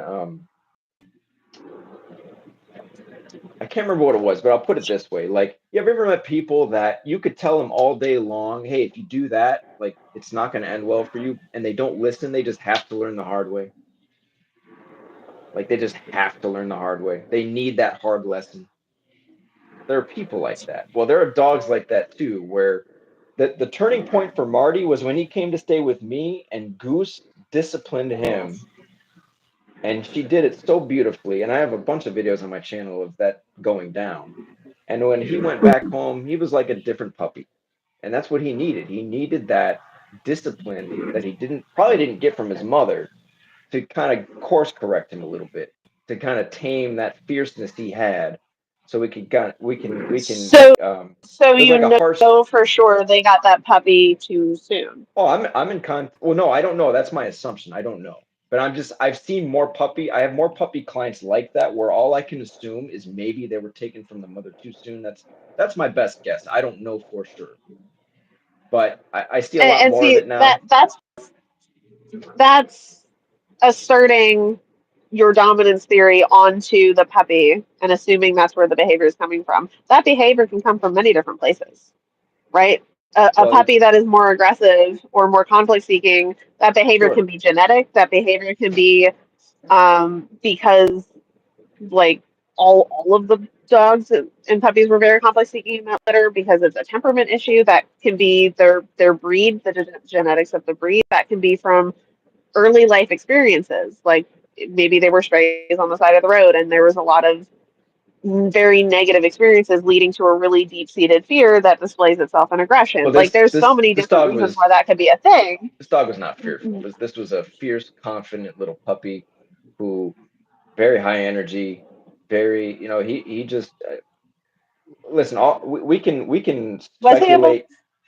speculate all day long of what happened, what didn't happen. All I know is this is the dog that was brought to me, and I have to work Yeah. with that, understanding what I've seen in the natural world, how dogs treat each other, what I've seen having my own dogs, all the hundreds of dogs I've worked with, and I'm telling you, that dog needed to be disciplined. It wasn't a fear thing.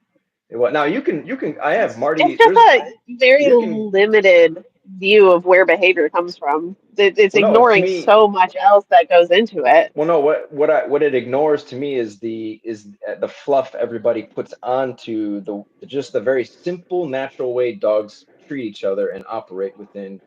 There's just treating, like if I put a group of dogs in a room and let things play out. I'm like a scientist. I want to observe what it is they do, the subtle communications they give. How do they Yeah, those social interactions take place? I'm not going to put science on top of it. I'm not going to put conditioning on top of it. I'm not going to put Pavlov on top of it. None of that. I'm going to just see what the dogs do. yeah. But your, from what I understand, your conclusion after watching a bunch of dogs interact like that is that they are creating some kind of social dynamic hierarchy and determining every interaction is determining who's on top of the other. To Yes. me, I see a group of social individuals That's not. having Yeah. That's not just conversations, my. some of which are Yeah. nice, some of which are Yeah. not This is nice. just my conclusion, though. That they don't have to be seeking Right. conflict. They can just be interact. Right. Like if you go into a room with a bunch of people, are you trying to become the most dominant person in the room, or are you looking for that dominance hierarchy, or are Well, you just there to socialize, there's meet always people, and chat with them there's and interact? there's always a social hierarchy, whether we accept it or not, whether we are aware of it or not. Like I said, you go to work, that's a dominance hierarchy. Families are a dominance hierarchy. Uh, any kind of But what social. about the bar? Like you go to the bar, you go to a Well, party. there's more. Listen, it's not because there's a bunch of people you don't know, but if you don't take Because those going out to a social. bar or a party is a more accurate Well, let me give you an example. comparison to a group of dogs interacting together, Let me give you an unless they're a example. group of dogs that share the same Yeah, well, home, let's use this bar example because this is family let's use the structure. bar example, like because I like to approach this from, say, the dating world. Like, let's say I go to a bar and you're a woman. Let's say you have two men in front of you, right? one man is more assertive, or one man's more assertive. He takes the lead. He's very clear and concise in his communication, and the other guy dithers around. He's very indirect. He's not confident. He's shy. He don't have it. Which guy is the more dominant of the two? Neither of them. They just have two different personalities. Somebody is an extrovert and somebody is an introvert. Yeah, I don't see Or it that way. somebody is more socially confident and somebody is less socially confident. Somebody might have Right. social anxiety and Okay. somebody Now doesn't. let's There's say so many other variables at play. And also, in that scenario, that means I'm the resource, and that's icky. And then I want neither of them. well, no, no. I'm just giving an example of like Because if okay, you're looking at me as a resource, I when want no part of that. I look at it like this. When I date, right? When I date, if I take a woman out, right, I tell her what time and place to meet me. I tell her what we're doing and why. And I'm leading that entire interaction. That is me exerting dominance to say, okay, I'm in control of this situation, and you're either going to agree to it or not. And if you don't agree to it, I'll find somebody who will agree to it. Like you're not compatible for me. So Yeah. that's me exerting myself, That's the strength of my a human personality in a certain way. temperament. It's a Yeah, but human temperament. That's a human it's the same personality trait. concept. It's the same principle, though. I'm Is saying it? I'm taking, Because you don't yeah, have to do that to get a date with somebody. You that's the don't easiest way. have to be the one in charge of all the Well, things. wait. So I should say, I what would do you argue want to it's do? not because I would never date somebody like So I that. should ask a So I would woman. never date who just tells me everything, So I should right? ask a So woman, you're, hey, what do you want to do? What do you like to do? What do you interested? No, that doesn't get you anywhere. Most of the women I that I mean, know want to for a just start, they want to be told, like, give me the plan. What's the plan? They want a man with a plan. Well, there's a reason they like a man with a plan. yeah. It's because that man has a direction. He takes the lead. He is able to take control and take initiative in situations, and sort of she can sit back and relax and not have to worry about nothing. So in your social circle, in the people that you interact with and the people that you get along with, that is the dynamic. That is the Yes. dynamic that people want, that people are interested in. Yeah. I make That the is not the decisions. Yeah. dynamic of every group of people. But that's not the social dynamic that everybody Well, okay. wants. You would So agree, like even in like my group of friends, my social circle, none of us would like that. None of us would be interested in dating somebody like that. And the people that I've dated, they have not been interested in being like that. It's more of an even footing give and take situation. Like we can make a decision together. Sometimes you decide, sometimes I decide. Because sometimes it is nice to just let people decide, but yeah, sometimes you tell me what we're doing and I say, no, I'm not interested in doing that. Right? Like, but that doesn't mean we're not necessarily compatible. But if that is the expectation, that is the personality type that you have a preference for, then yeah, it makes sense that yeah, that's what you yeah. see. Those the women that I talk to, they like the man to dominate and be in the leadership role, and just tell me what to do. Make the decisions. I can just relax and be along for the ride, and I'm perfectly content. That's the way I like it. That's the way I like it. Right. So that's why you have found women that like that, Yeah. because that compatibility issue. That would Right. be a major Right. compatibility issue if say so like we would not be compatible in the slightest Right. because that I hate that. Right. But I actively avoid would that. you agree though that in any relationship there is always going to be one person that is more has more power than the other? No, You wouldn't agree. I will say in certain areas there may be maybe yes. So say like if I were to date somebody and they were not a dog person, I would be the one to defer to when it comes to things dogs because that is my job, right? But they might be I don't know like a cook or something. Like I like to cook, I can play with cooking, I enjoy it. But if that's their job, I'm going to defer to them because they know more about it than I do. That doesn't Sure, so that's like not quite yes, what I'm doing. somebody is Yeah, going to that's be not quite what I in mean. charge of some things, but that's I guess the one who makes the decisions and the one who's deferred to when a decision needs to be made, the one who or you can controls. make a joint decision. So if you're trying to make decisions, you have to make them jointly because it affects both of your lives. If you're in a relationship, it doesn't just affect one person, it affects the both of you if you want to maintain that relationship. So if somebody is always making the decisions, Right, if this person is in agreement and likes the decision,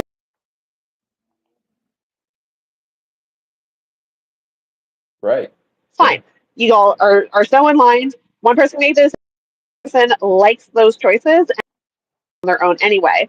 But when you conflict of I'm making these decisions whether you like it or not, and this person, Well, they don't have to participate. that's a compatibility issue because They if don't have to participate. right, but what if the decision is but but what if the decision is we have to move somewhere? Like I want to move to a different state. Oh yeah, I get the final Then word. they don't have to Yeah, participate, but that also might mean I get the final that word. the relationship is over. Yeah, yeah, that's sure. So Yeah, so we go separate ways. Yeah. so in that concept, this one person is making all of the decisions and the other person can be there or not. That's not actually like a true relationship. No, what I'm If saying it's is you can do it my way or you can leave, then anytime there's any conflict, yeah. leave, No, it right? doesn't mean Or okay. do it my Let way or let leave. Do it let my me way or leave. let me tie That's this not a to relationship. That's not a uh, balanced back no, and no. forth. Here's what I'm saying. So I have a video on my channel. It's all about because That's I hear this word toxic. thrown. I hear this word. Well, you can call it whatever you want, misogynistic, whatever. That's fine. But I have a video on my channel that Well, talks yeah, about relationships, doesn't right? Because I hear people in the dog world often use the word relationship, but nobody really breaks it down. So I have a video that discusses what does a relationship actually mean? What does it look like with your dog? Well, the first thing I discuss is the proper roles need to be defined, right? So what I'm explaining in the man to woman situation is there are roles. I'm playing the role that a man should play, and the woman is if I've demonstrated but but that who I'm a defines trustworthy those roles? leader. What's that? Who define those roles? Because if you look in Biology. different cultures, those roles Biology. no. Because if you look in different cultures across the world, different. The biology is the same. The roles are different. It's a breed What I'm culture. saying is The that the comparison falls the apart, men but it's a cultural difference, not necessarily a biological well, find difference. one culture where the men aren't the role of men isn't to say go to war, protect, be the enforcement arm, if you will, and where that's the women that do that job. Is there one society that's ever been the case? Yeah, weren't the Vikings? A lot of women were in the Vikings. A lot of the women were the warriors in the Vikings. A lot of um, older Celtic cultures, the women were the one in charge. The women were the ones going Mm, out to fight.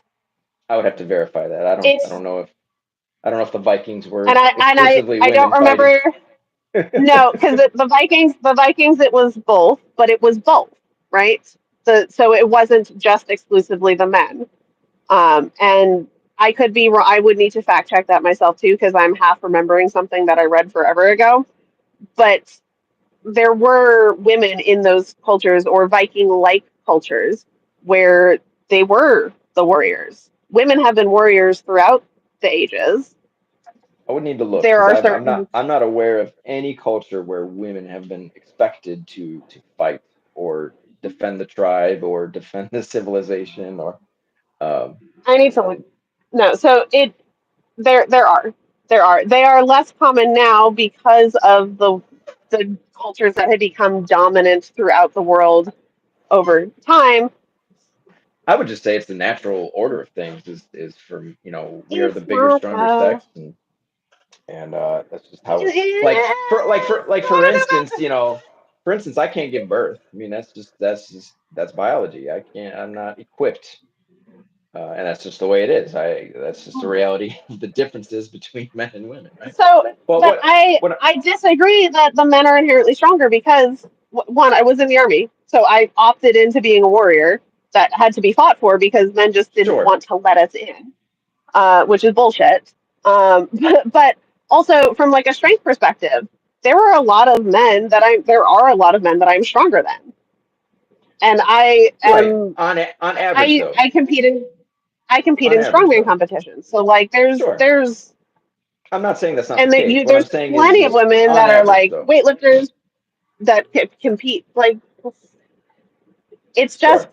it's not Well, culturally here's the expected. So a thing though. lot of women aren't exposed to things that would allow them to get strong to keep up with men because culturally we have decided that's not what girls do. So it's a cultural expectation, not a physical one. So Because what I'm once saying is women like, then choose to do these things, they can meet or surpass men in those same areas.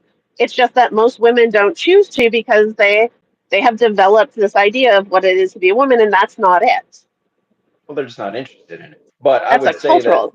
it's one thing for women to be strong, but being able to fight or defend or that's a totally different thing. Where um, you know, we're not like the UFC. When we started allowing things to go down this slippery slope, or like what was it? There was a trans woman who got into an MMA match and got the shit her shit. She got almost killed because she went up against a man, and that didn't go well. And I think it was the same way. It was a reverse where there was a situation where there was um, a man who was transitioned to be a So woman and got into a fight and ended up almost killing the female fighter he was fighting because he's actually a no, man. So, or this. no, Yeah, I think go you can no. Google that. I think there was Those, there was an incident yeah, of those have been debunked. Those it. are far Debunked? right propaganda. Yeah, those have been debunked. No, I mean just go watch the videos. That's Go watch the videos. Or Leah Thompson, Leah Thomas, how many medals did she win? Where she was like 400th in the men's and she ended up dominating the swimming. okay. But what about Michael Phelps? He is abnormally good at his stuff because of his biology. Sure, That's a similar sort of thing. sure, Some that there's a range of what you're physically capable of based on your genetics. sure, Your gender doesn't have to play a role in that. Your genetics and your family history and like where you're coming from plays a bigger role in that than your gender. well, I tell you what, here's how we could test this. Because I can lift more than my brother. I can tell you that right now. I can lift more I than my don't brother. I don't doubt that. I don't doubt that. I guess here's what I would say is we could test this by saying, okay, the next time somebody breaks into somebody's house and it's a man and a woman who's being invaded, then are you saying we should expect the woman to step up and fend off the invader and let the man? It's not really his Well, that expected duty to depends. do that. It's either Well, one of no, us could really do this, right? But it I would depends. think I would It think the man would be expected to step up and defend the home, right? it depends. It depends on how they were socialized. It depends on how they were raised. It depends on the culture they come from, and it depends on their own level of comfort with that. Right? I don't So think there comfort are plays a men, part. You're either surviving or you're not. You're either going to defend your home or not, right? right? But there are men who would rather step back and let somebody else take charge who are not Yeah, going to handle that. I And there would are say I women would who would step into that place and do. I would say they're cowards, though. I would Right? say Like those men are I'm not cowards. worried. I'm not worried. Right. That's a because societally somebody in society has decided that that's the roles for men and women, but they don't have to be. Right? Because Well, I I'm would not worried say about somebody breaking into my house. I'm just I'm saying it's a not. hypothetical. It's And a I'm not hypothetical. Like waiting for a man to come and protect me. no, but you would call the police, right? Like, no.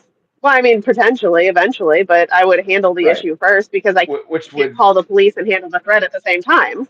sure. Well, no, no. Hey, if you can handle the threat, more power to you. Like more women should be trained in say firearms or whatever. But Right. um, But we're not because we're told from the time we're children that that's not what we're supposed to do. So nobody seeks out that information. Nobody seeks out that training.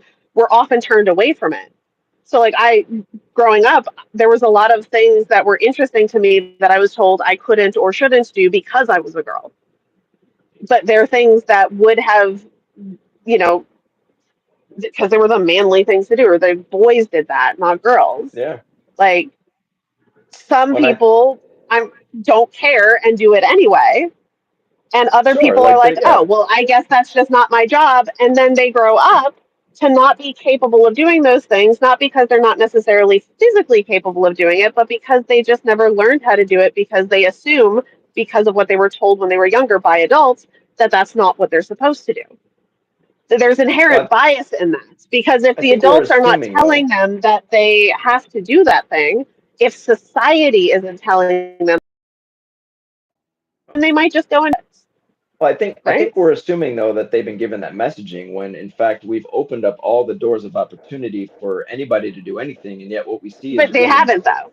yeah, women No, still they have, gravitate towards, they don't go to STEM, because they those don't go doors are to, not you know, because those doors are not open. Because although those doors are technically open, as in we're so like with the military, up until the 1980s, I wouldn't have been allowed to be in the military except for very specific roles. And then in the right. 80s, I think the 80s was when they finally started letting women into the military academies. And it wasn't until what 2010 that we were allowed to be in active combat roles. Right, but I think they also So, had to lower they be, had to lower the standards, right, to allow women to participate. Yeah, no, just they didn't. the physical No, requirements they had to lower. they changed the physical fitness test. They did not lower the requirements. They keep changing it. They're currently changing it again.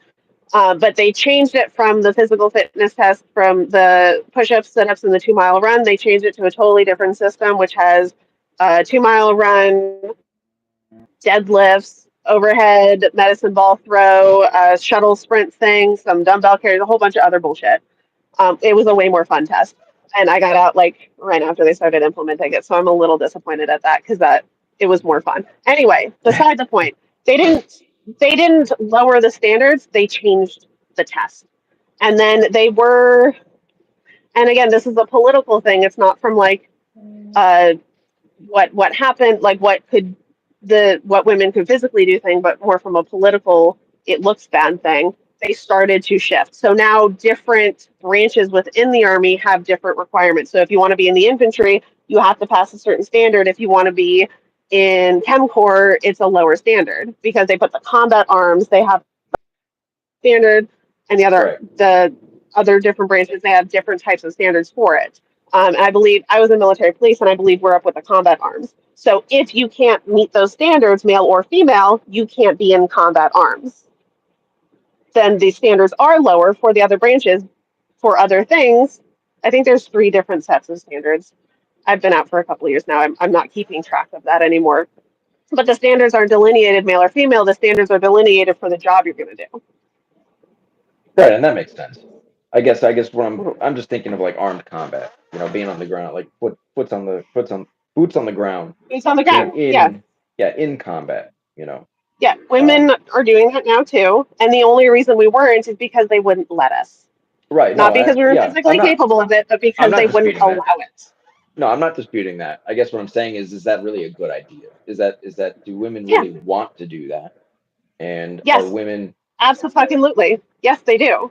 Because we have actively fought hmm, for the right to be able to do that in the military. Like we right? have What? So pushed and do pushed women and pushed to make that happen. the As physical? women, we have wanted to do that. No, And we've well, had to fight you're for saying it. you're saying collectively though. But would you agree that collectively women, like, do you remember a few years ago when they were talking about drafting women to war and all the women were like, Hmm. "Oh, this isn't the equality I wanted." Like that they were not, they weren't happy about it. So it's like, oh, when push comes to shove and you get the rights you actually fought for, which means getting on the battlefield with the men, you don't really want to do it. Or, you So know, that is two separate issues. One, not all men are happy with the idea of being drafted either. sure, So it's just that's what society has been. Two, you're dealing with society as a whole, society changing expectations. The somebody who has grown up, who has been told they can't do that, who is now not physically prepared to that, suddenly being told they might be held accountable to that, that's a scary concept because you've been told your whole life you're not allowed to do that and you've chosen to just go with the flow and you're not interested in it anyway. So you're going with it. Just like if they took away the draft for men, if they were to reinstate it later, you'd get just as much pushback from men as well, because there are plenty of men who are not interested in being drafted, who wouldn't have the capacity to do it, and have no interest in being part of conflict like that. It's sure. just because I won't argue right that. now Yeah. it's not been a thing. We have this whole societal concept, and we have people who've grown up in that. And I agree, it is a little hypocritical if there was somebody who was saying we should have these equal rights, and then they get, for the military, like we should have equal rights for the military, and then women getting drafted gets put on the table. They go, just kidding, I didn't mean it. That would be hypocritical, but that's not happening. Usually, the No, I'm people who just are fighting for those yeah, equal rights are either saying we need to get rid of the drafting entirely because we have a volunteer military, we've not used the draft, so we just get rid of drafting entirely. Let the people who want to do it go. Don't sure. make anybody do it. I guess what I'm saying is like in a time of crisis, though, they're going to expect, you know, We don't need men it. to go. They're going to men to expect men to go fight. I guess. Let me ask you this: if World No, War because II, now, if Normandy was stormed by, if our military was just women, do you think we would have won World War II? Would we have sure, why defeated? not? Because if our military was just women, that means societally we had trained women to have that role. They grew up with that concept as this is what I do. I am the protector. I do these things. Men grew up in the other role. Physically, we are capable of the same things with very I little wouldn't say the difference. same thing. I wouldn't Yes, say the same thing. Not the same thing. No, yes, not the yes, same we thing. are. The Um, exact same thing. Like if you were to pit any man and any woman together for say a physical test, you're saying that they would be always be equal. Like there's no delineation no, between the sexes at all. no, there are going to be people that are stronger and weaker than other people.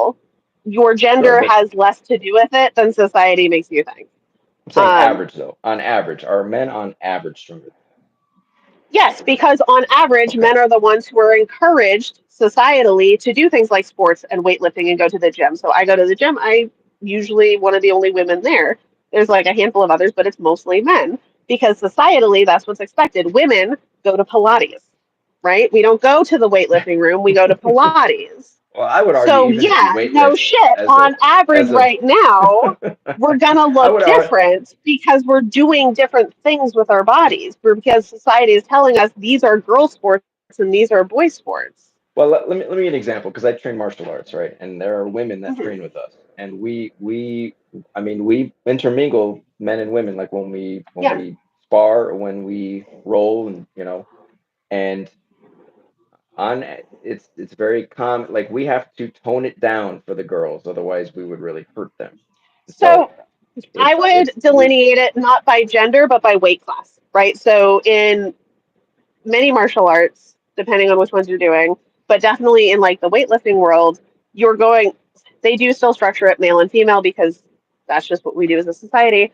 But there are some strength competitions that are not gendered, right? It's just weight class. So how much do you weigh? Because somebody who's 200 pounds is going to be stronger than somebody who's 100 pounds. sure. Like physically, the amount of strength you would need to build as somebody who was 100 pounds and like I don't know, 5 foot something, 5 foot nothing, and somebody who's like 7 foot tall and like 300 pounds, you're not going to bridge that gap because Right, but that there's like that's a physics it's issue not more just than a weight though. gender issue. Right? It's not just weight. We're talking about bone structure. We're talking about testosterone levels. We're talking about the natural drive. Testosterone Of, might play testosterone might play a small role, but the in those weight classes, if you separate them by weight and you have roughly the same size of people competing against each other, and assuming that they have the same desire to be there, it will be an even match. It will be a relatively even playing field. well, do we have proof of this? Like, can we point to an example that this is There's happening? some strength competitions. I want to say some weightlifting. Maybe it was but also like roller derby. I played roller derby for a while. There's no gender. Like there's women's roller derby, there's men's roller derby. There's also co-ed, and there's no difference. I would say with roller derby that It's would just be some more. people don't want to Yeah, sure, play with men. Some sure, people don't want to play with women. right. I guess say like for what I train, we would never put a female fighter against a male fighter for like a legitimate official competition because it would be dangerous for the woman to actually fight. Like if you even in the UFC, if you put a pro female fighter at say the 155 was that lightweight, Mhm. and you put that woman up against an equally weighted individual who's a man, that wouldn't Mhm. be a very fair fight. I don't think, even though the weights are the same and they're the I same think weight it would. class. Um, I think that would be dangerous for a woman to do that. I don't think that would end well. It would only be dangerous. It would only be dangerous for the woman if the place where they were learning and practicing doesn't allow them to learn and practice at the same rate as the men, because they are anticipating for them No, that they're going to have a harder time. the rate and the training, like no matter what gym you go to, unless there's So something wrong another with them. example, I can give you another real world example of this. So in college in ROTC, um, we we had a co-ed team for this marathon. It's called the Baton Memorial Marathon March. It's in New Mexico. You do a full length marathon with a 35-pound ruck on your back. Um, we had a co-ed team, but it was co-ed in name only because it was always just men, because they would never allow women on the team, even if they met the standards in the tryouts. So we had a woman who met the standards, beat out many of the other men in that competition to make the team. They didn't allow her on the team because she was a female and because they didn't think she'd be able to handle it. She trained alongside of them. She trained with them just to be with the team, and she went to support them, and she did the whole fucking thing. And then we made our own female only team the next year, because they still, even after she did it, they didn't believe that it would work. They didn't want to let women on the team. So they were still only co-ed in name. So we made our own women's team. And then our cadre, our instructors in charge of us, did not allow us to train the same amount as the men did, because I went to school in Colorado. This was spring semester, so it was like January, and the March was sometime in April-ish, end of March, April, right around spring break. And so Colorado in the winter, it's snowing all the time. Anytime there was snow on the ground, they told us we were not allowed to go out and train. We were not allowed to go out and do our rucks. We missed a lot of our like 17 to 20-mile rucks that we were going to do to prepare for this, but they let the men's team do it because the men's team had proven that they could do it, because the men's team won consistently. They came in first in the ROTC division every year. So they let the Right. men continue training. Then we went anyway. In the ROTC division at the competition, they had men and co-ed. They did not have all women. So they put us in with the men. We came in 11th place overall, out of like 40 or 50, um, after not training half as much as our men's team. Yeah, no, I So would say we that's didn't get probably that's an nearly as issue much if ability to do stuff. yeah, We did it anyway, and we held our fucking own. Like 11th is sure. not half bad, considering we trained half as much as every other team, or at least as our men's team.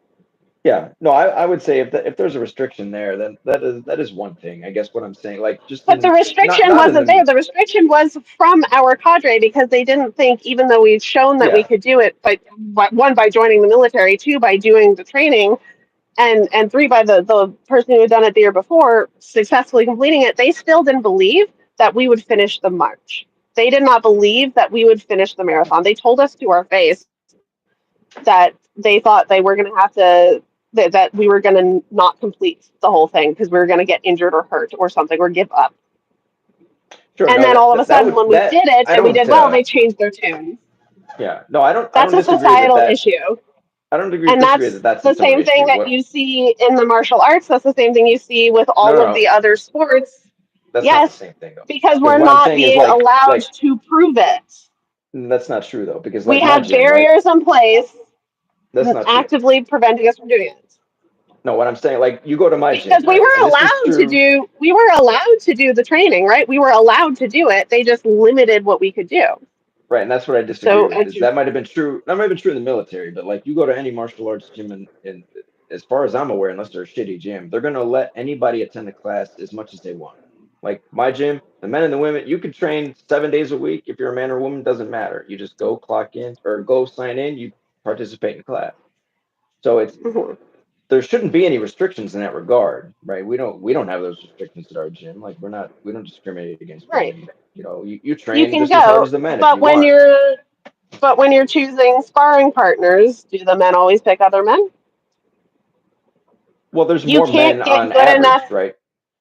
Well, no, if there's a difference. If we have like sparring, Right, because if we have a sparring, if there's a part of class that's just sparring, then you're going to trade partners, and you may end up sparring with a couple girls. But if you're training for like a legitimate competition, the coach is going to put you with the best the gym has to offer and spar with them, and that's usually not a woman. Mhm. That's usually another pro individual who's at But the how gym. did the best become the best?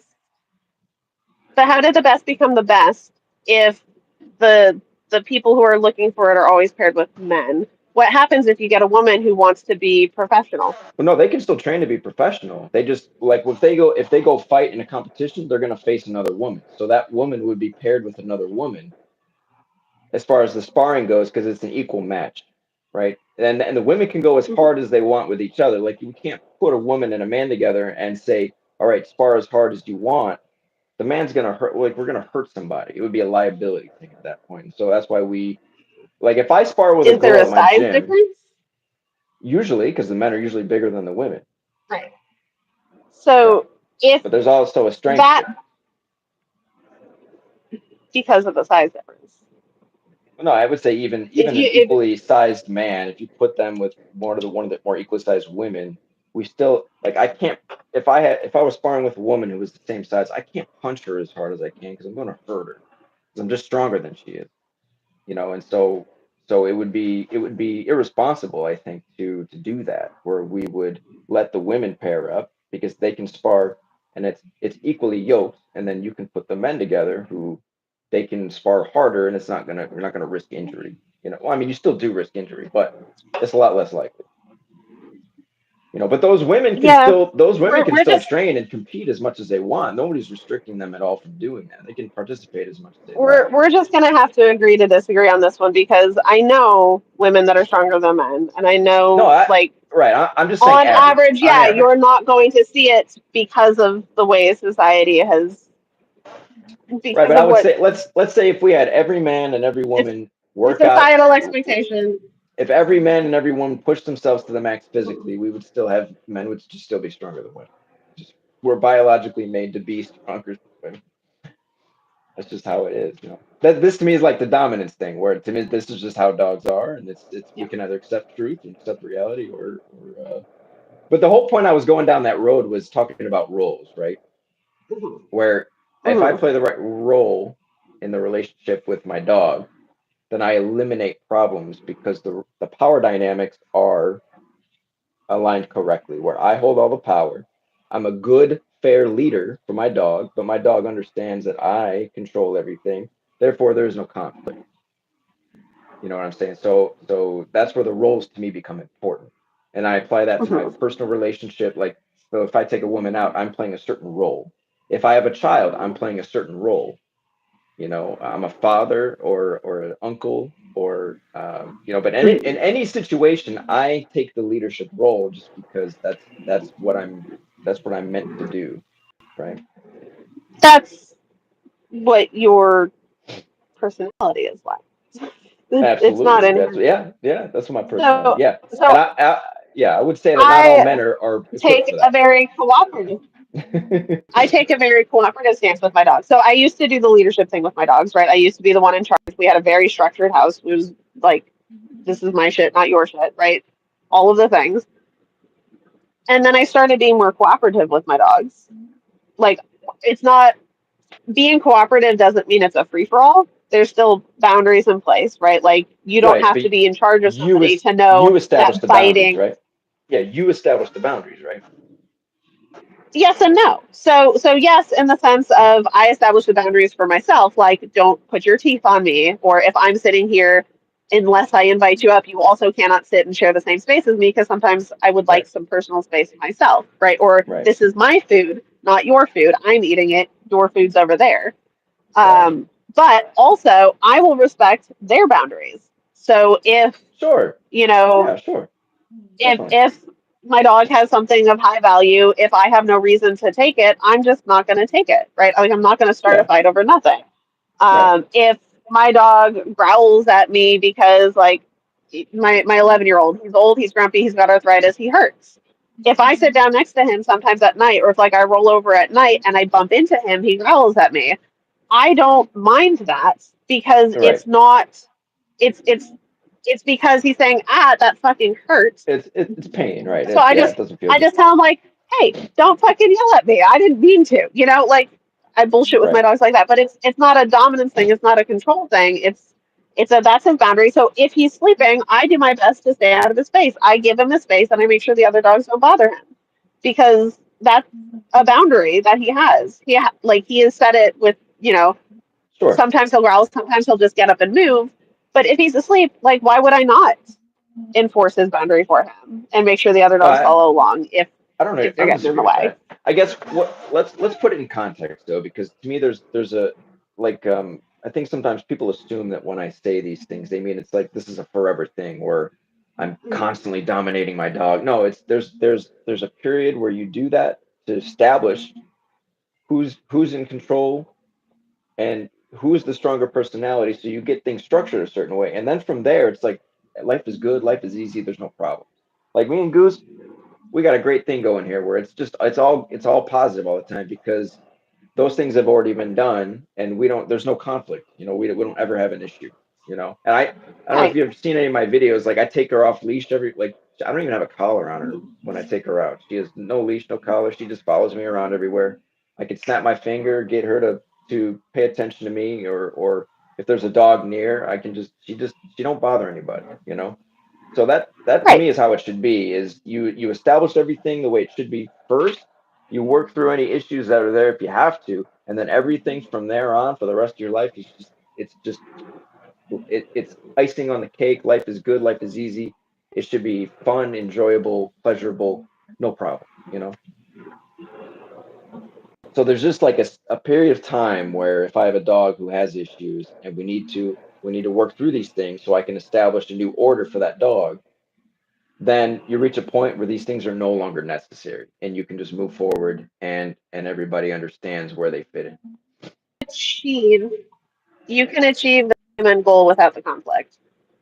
I don't think but You can achieve the same end goal without the conflict. permanently Yes, in all contexts. I have a dog that will. I have a dog that will murder other dogs. I have a dog that's human aggressive. I have the one that was barking and causing a ruckus. He was on the euthanasia list. I pulled him from that so he wouldn't be euthanized because he's just got typical bully over arousal bullshit. And I have 4 labs in training for service work, and my old man hound who's grumpy as hell. We coexist peacefully. We coexist better now that I've ditched the dominance theory bullshit than before. A lot of the behavior problems we had stemmed from that dominance theory mindset. Now that I I've would gotten rid of say it, we are actually coexisting better I than would we did say before because I'm not seeking conflict with my dogs on a regular basis. I'm not no, no, looking no. for those moments of frustration. I'm taking their behavior as information as opposed to a power struggle, right? So if my dog does something I don't like, instead of seeing it as they're trying to dominate me or they're trying to do something I don't like or take power back, I see it as behavior. And then I see, I like, why is the behavior happening? What can I do to prevent this behavior from happening again? Like, how do I resolve this problem? Not this dog is trying to dominate me. No, I'm saying you It's you more of a reach a point conversation. you reach a point with all the dogs where there's no more, you don't have to manage them anymore. No management for no dog. It's all everything's done. You can take those dogs anywhere in all contexts and everything, like they don't have any problems. That's what I'm saying. Like you should be able to reach a So I point where you could take a dog anywhere, any dog that had an issue, take that dog anywhere, and those issues are just mhm, gone, right? And that's where I don't see your way of doing it really being permanent in all contexts, because to me it's not grounded in the reality of what it is. Like to me it is a power struggle. Like but if it's true. if I if I bring a dog in, and like I said, So the growling over the food, that to me I got to mhm. engage in a power struggle, because how else am I going to communicate to that dog that that's mine, right? so I have an example. The dog that got me into training, his name was Havoc. The joke is that we jinxed him by calling him Havoc on the way home from the shelter. 4 month old puppy, extreme resource guarding, extreme fear. So like cowering, wouldn't walk near cars. He was found on the side of the road, but also when pushed, would use his teeth to let you know that he was afraid of something and he wasn't going to put up with it. Severe resource guarding, food, space, toys, you name it. If he thought it was his, he would let you know. He would try to let you know with his teeth, starting at 4 months old. Abnormal behavior. definitely outside the realm of typical. He was a German Shepherd Husky mix. We did an embark. He's like 9 things. German Shepherd Husky is like the majority. Um, we did all of the training. We, uh, all of the. He was never allowed to be on the couch. He was never allowed to be in the bed. He had to be on his place if we were loose in the house to set this dominance hierarchy. Because anytime we gave him more freedom, he would test it, right? So if he wasn't on his place, or if I'd let him on the couch, he would then growl at me again, or he would resource Right. guard, or something would come up. So we'd keep putting him back, and we go back to the structure until he understood his place in the dominance hierarchy. And then we'd get to a place where it was reasonable, and we could handle it well, and then we'd move because me and my ex were in the military. So we'd move. We moved 13 times in 10 years. It was absurd. It was too much moving. So anytime we'd get settled, we'd move, and then we'd have to start over again at the new place. And then I found a balance trainer who still uses aversives, but thinks about dogs in a different way, who doesn't believe in that dominance hierarchy, who is like showed me the concept of we don't have to be in constant conflict with our dogs to be able to achieve good results. We don't have to always be in a fight with them. In fact, if we look at any points of conflict and figure out what we can do to prevent there being conflict, not by being the winner of the conflict, but by preventing the need for conflict to be there in the first place, or teaching the dog that they can have a different response in that setting, right? So, like, if my dog has food, and I go over to them, I drop food by them so that me coming over to food isn't an immediate source of conflict. It becomes a better thing over time where I can go near them and they're not anticipating me taking their food or having conflict, and we can go from there until it's gone. That's just an example. Um, when we did this behavior that had been persistent for 3 years, after a month, the behavior started to dissipate. The main source of frustration where it all kind of collected for me with this dog was that he was afraid of his crate and would resource guard it at the same time. So he would run in, flip around, stick his head out, and try to bite you as you put him in. And sometimes, if he was feeling particularly off that day, if I told him to go to his crate, sometimes he would run at me instead, like run at me to bite me instead of going to his crate. Um, when we removed all of the conflict and we stopped looking at it as a dominance hierarchy and started to really look at it as, hey, this is a fear-based issue. He's not trying to dominate me. He's just trying he's having essentially a panic attack, right? He is in the middle of all of this thinking he has to fight for his life because I am doing something that he finds scary, which should not be something he finds scary, but he does. We started working on those things. Within a month, the conflict around the crate was gone. It had never been gone before. I'd done everything. I'd done treat tosses. I'd done clicker training. I'd done punishment. I all of the fucking things. We could get to the point where I could throw hot dogs in the back of their crate and close it, and we managed the situation. So he wasn't always biting at me. He wasn't doing the rushing at me thing anymore. But if I didn't have food to throw into the back of it, it would be right back there again because it was just management. Because none of the training exercises had worked. But when I stopped seeking this conflict and started letting him do more stuff, and that the trainer that I learned this from even recommended getting rid of the crate entirely for a while, which was just not something we could do in our house. So it might have even resolved faster if we could have done that. Um, but it resolved within a month, and then it stuck. And it stuck to the point, to the degree that, so this was I went to a seminar in January. So by like end of February, early March, we had resolved this issue, right? We were not having any conflict. He could go in and out. I didn't have to throw hot dogs anymore. It was resolved. We moved the next January, and at that point, my other two dogs had started getting into a fight. So my pit bull and my German Shepherd had my German Shepherd finally turned a year old, and their conflict hit a boiling point. I was so focused on managing them and making sure they didn't end up putting holes in each other. It didn't occur to me that I should be worried about what Havoc was doing until we'd been in the new house for 2 weeks, and I realized he hadn't had any of those behaviors show up again. Those behaviors that had been so consistent for 3 years, anytime we moved to a new space, They would pop up no matter what I did. And I had to be on top of his man. I wasn't even thinking about him. He was not on my management radar because I was so focused on this other major problem. No, and that's So great. I would Do say you that's have resolved. any? No, sure, and that's great. I guess so. There's two things. One, do you have Mhm. any long form videos where you can show like the process of, okay, this is where we I started. do have I do have a video on my YouTube channel. I think it's on my YouTube channel. And I posted it on my TikTok. It's not pinned though, so you'd have to scroll forever to find it. But I do have a video of Havoc's progression. Like I have a video from when he was a puppy screaming at me from the crate. I have a video when he was older. I have a video when he had to be muzzled 24/7 because it was unpredictably dangerous. And then I have a video of some of the process. That specific trainer is very litigious and does not allow you to post a lot of their stuff online. So I couldn't post much of what I did in the process, but I showed what I'm allowed to, and I shared some of what it looked like in those messy in betweens, and then I shared the ending, and then I shared Okay, 5 years later. cool. So I do have Yeah, that, because and that's I'm the one thing. building that with Irwin, and I'm building that with Irwin Okay, right now. So if you yeah, because look at I Irwin would and you love look to. at the stuff on my Yeah, page, okay, I have I on TikTok, I don't have enough followers to have playlists, but if you go to collections and you click on the little saved icon on my thing, you go to collections, I have a public collection of all the stuff that I've been doing with Irwin. As much I've been videoing as much as I can and posting as much as I can, so you can see what he looks like when he got to me. I couldn't touch him the first 48 hours he lived with me. I couldn't touch him. He would not let me get him out of his kennel. He would not let me. I even just sitting near his kennel. He was not cool with that. Um, all the way up to where we're at now, where like he snuggles and cuddles, and he's like the sweetest fucking dog. He's just doesn't. He wants to be friendly, but he had so many adverse experiences in the shelter for 5 years. He doesn't know how to anymore. So now he's learning how to again.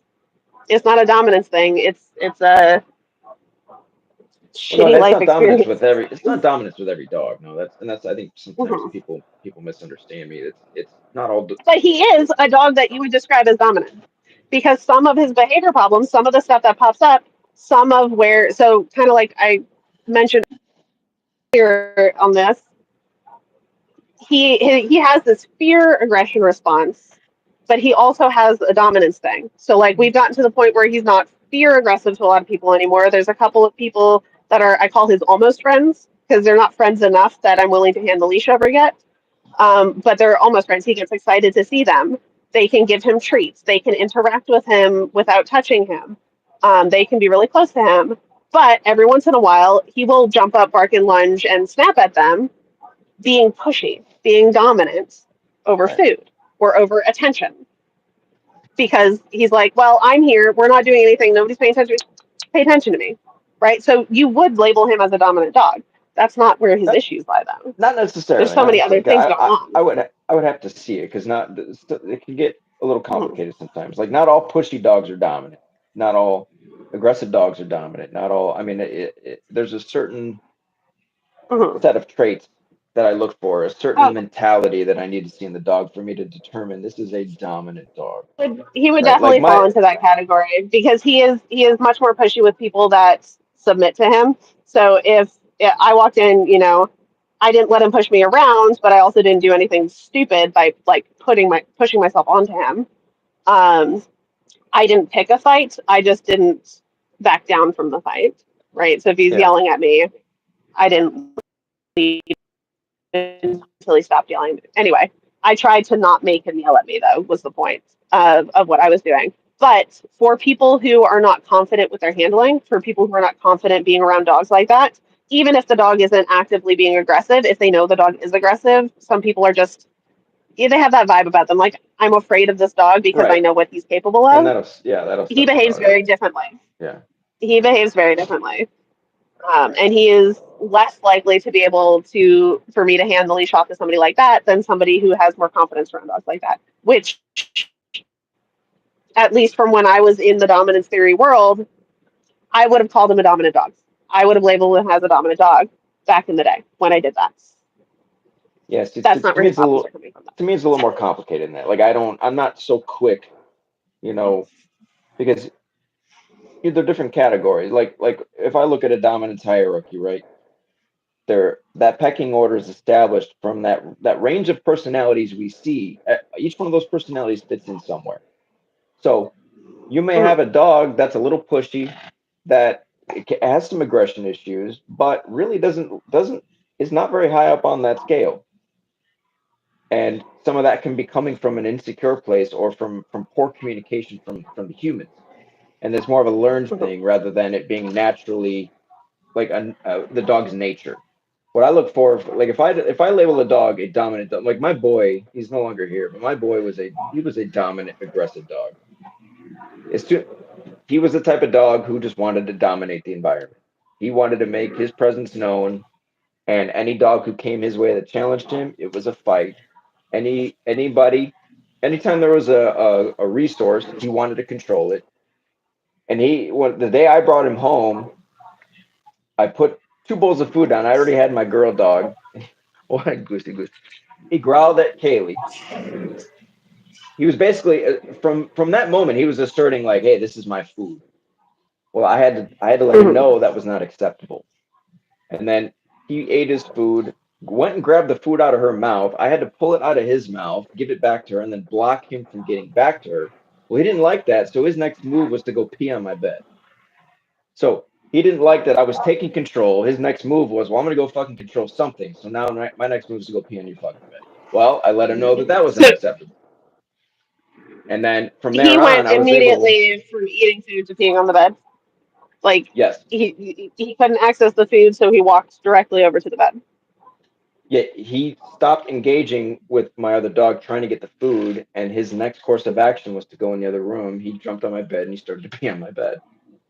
He was expressing the fact that he didn't like that I was taking control because he was used to being the one in control, and he was looking for something else to. I got to get control of something, so I'm gonna go. His what his expression of that was, I'm gonna go pee on your fucking bed. Well, no, you're not. So I had to make it clear to him that that wasn't acceptable. So now, if I had brought that dog home that day and I didn't do any of that, Hmm. that dog would have ruled my house. And that dog had serious So aggression issues that would have he been had even worse had I not gotten that under control from day one. resource guarding issues and a lack of potty training. Now, see, that's that you're again. This is not a resource guarding to me is just a dominance hierarchy playing out, right? He was asserting himself to Right. Kaylee. Now Kaylee was submitting It's to it. She was saying, "I don't want to not challenge you," though. but that's what it is, Resource right? guarding resource guarding is a behavior, and when it surpasses the point of just, It's a leave behavior. me alone. It's a behavior that's an But expression of what though? What is it expressing? A dog growling at another dog over food. What is that an expression of? The dog is saying, "This is my don't challenge me for this food. This is my food, and if you come near me, I'm going to bite you." That right, sounds. It's usually a because very there's a history of other dogs stealing food from them. no, because Mhm. Goose here, like she could have just eaten, right? And I have videos on my channel where she's not starving, and I Mhm. control all the bones and everything. But when I have a new dog come in, and that those dogs get close to her or her bones or her area, she will assert herself towards those dogs and say, "This is my shit over here." Yeah, It's not a that's a survival resource guarding thing. issue that you can fix. You No, can I don't make want to that fix stop. it. You There's you can nothing. teach No, her to not do no. that. That is innate to Yeah. her because, like I said, she's not going to do that to me, and I have no issue with her disciplining another dog because this is how we establish order. So I'm letting her express herself, be the dog she is, which she is a more dominant-minded dog, and let the other dog know this is my stuff. But like I said, I can come in and take that. That's how that hierarchy works. I'm not going to stop her from doing it because me, that's not a behavioral problem. That's an expression of who she is as a dog.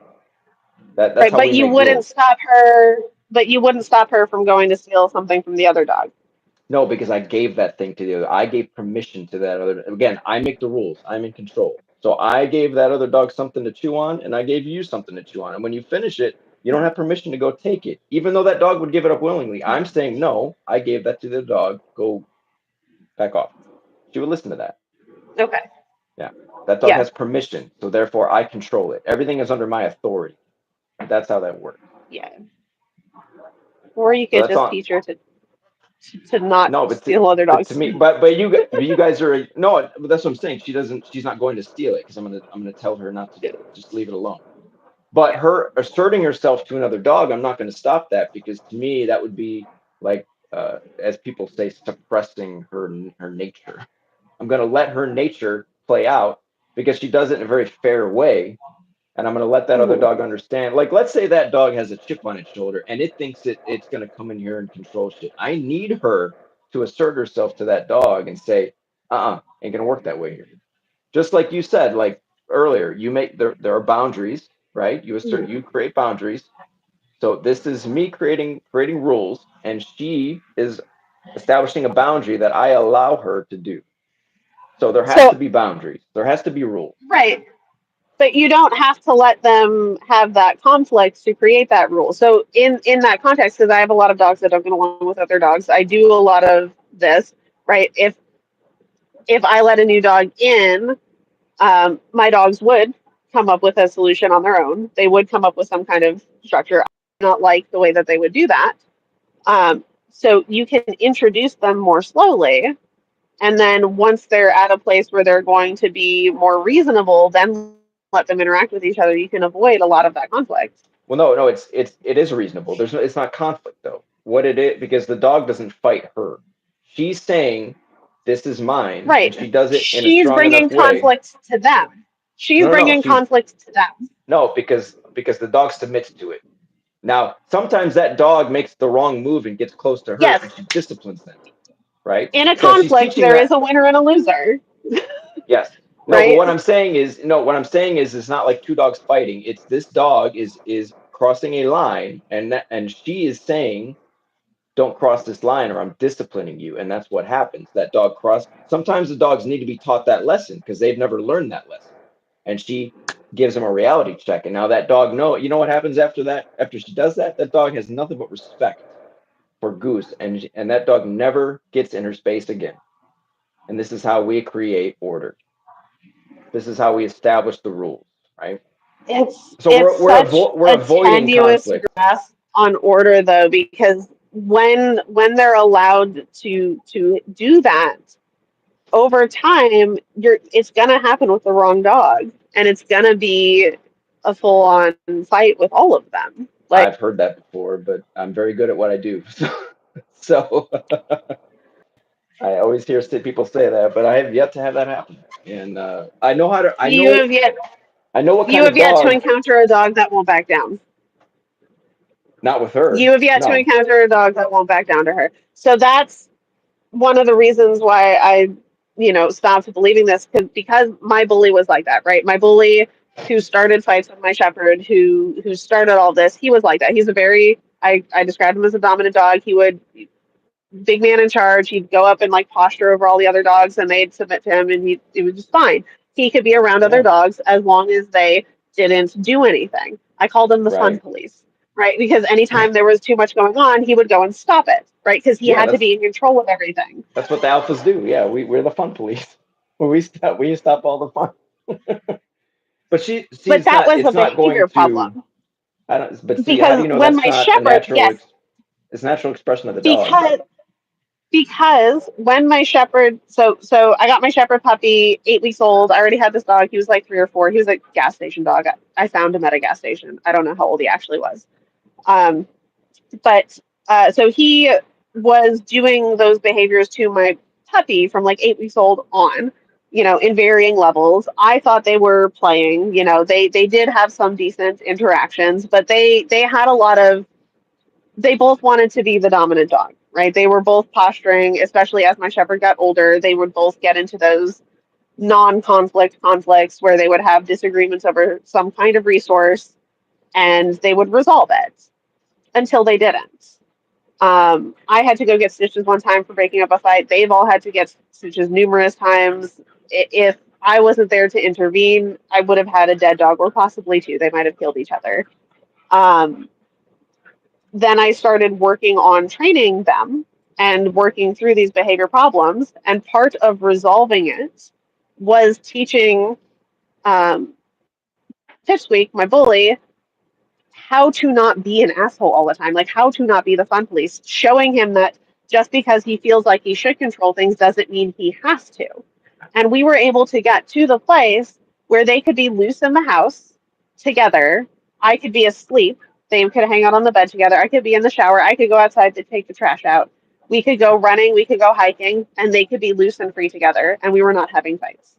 Now, once you've unlocked the door to putting teeth on dogs in that way, or you've unlocked the door to that level of aggression, you can't fully close that door, right? So you know that your dog is now capable of that, and that is Yeah. a thing that could happen. No, because So listen, I have to be very smart about who I pair her with. So I have to know the yes. dog I'm bringing in. So that's one thing. The other thing is, if I understand my dog is a very fair, balanced, stable, and calm communicator, and she Hmm. only takes things to the level she needs to for the other dog to get the message, and she never bites the dog, right? Then Hmm. these are I've developed a level of trust in her to be able to do these things and not take it too far.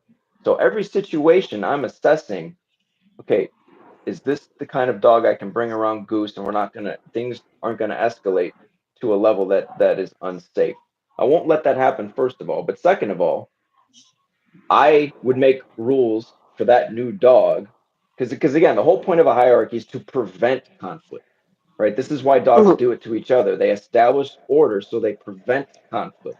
So if a bone drops on the ground, we all know whose bone it is, and there isn't a fight because the dogs say, "Well, I'm not going to challenge the top dog because, well, that's going to lead to something I don't want to experience." So if I have two dogs that are fighting, then what that tells me is that I haven't done enough to establish my authority and the fact that I control the thing they're fighting over. And now these two dogs are But engaging so in conflict to establish seniority. No, no, I'm the that's the thing senior. that I'm seniority. I have the senior position, so you can't fight and get my position, right? That's how we so avoid fights. how then would it make sense? How would you make this make sense? When I got these two dogs, I was in the thick of the dominance theory, the I would have to hierarchy stuff. see I would have It to see what you was were doing though, because a right. lot of people execute this incorrectly. You know, It was my way or the highway, right? Like we had a very structured thing. It was, I will let you sort your stuff out, but I'm the one in charge of everything all the time. Like if you have a bone and you have a bone, if you go to steal it, I'm taking it away and giving it to the other dog. I'm doing all of those things. We had conflict come up. When I stopped doing all of that, we resolved the conflict. Because I would say in you resolving were that doing it. conflict, this What was when I made that transition. This was when I okay. made that transition away from that way of thinking, away from that of looking and interacting with dogs. That is when I was able to resolve these issues to the point where I could trust them. I guess what I'm saying is though, like this is a core mission of my channel, right? Is because there's so much misunderstanding of how these things work and how we implement these things that like if you bring up the idea of a power struggle to the average dog trainer, and I'm not a dog trainer, they're not gonna know what the fuck you mean. Like, what do you mean by power struggle? Well, power struggle is how we establish the hierarchy, right? We have to work through that conflict to figure out the order of who controls what. This is how we move forward in life without conflict. So there's a certain way we need to do these things. Otherwise, they're going to be left unfinished and unresolved. And the dog, everything comes down to the perception of how the dog sees us and its relationship to us and its relationship to the environment.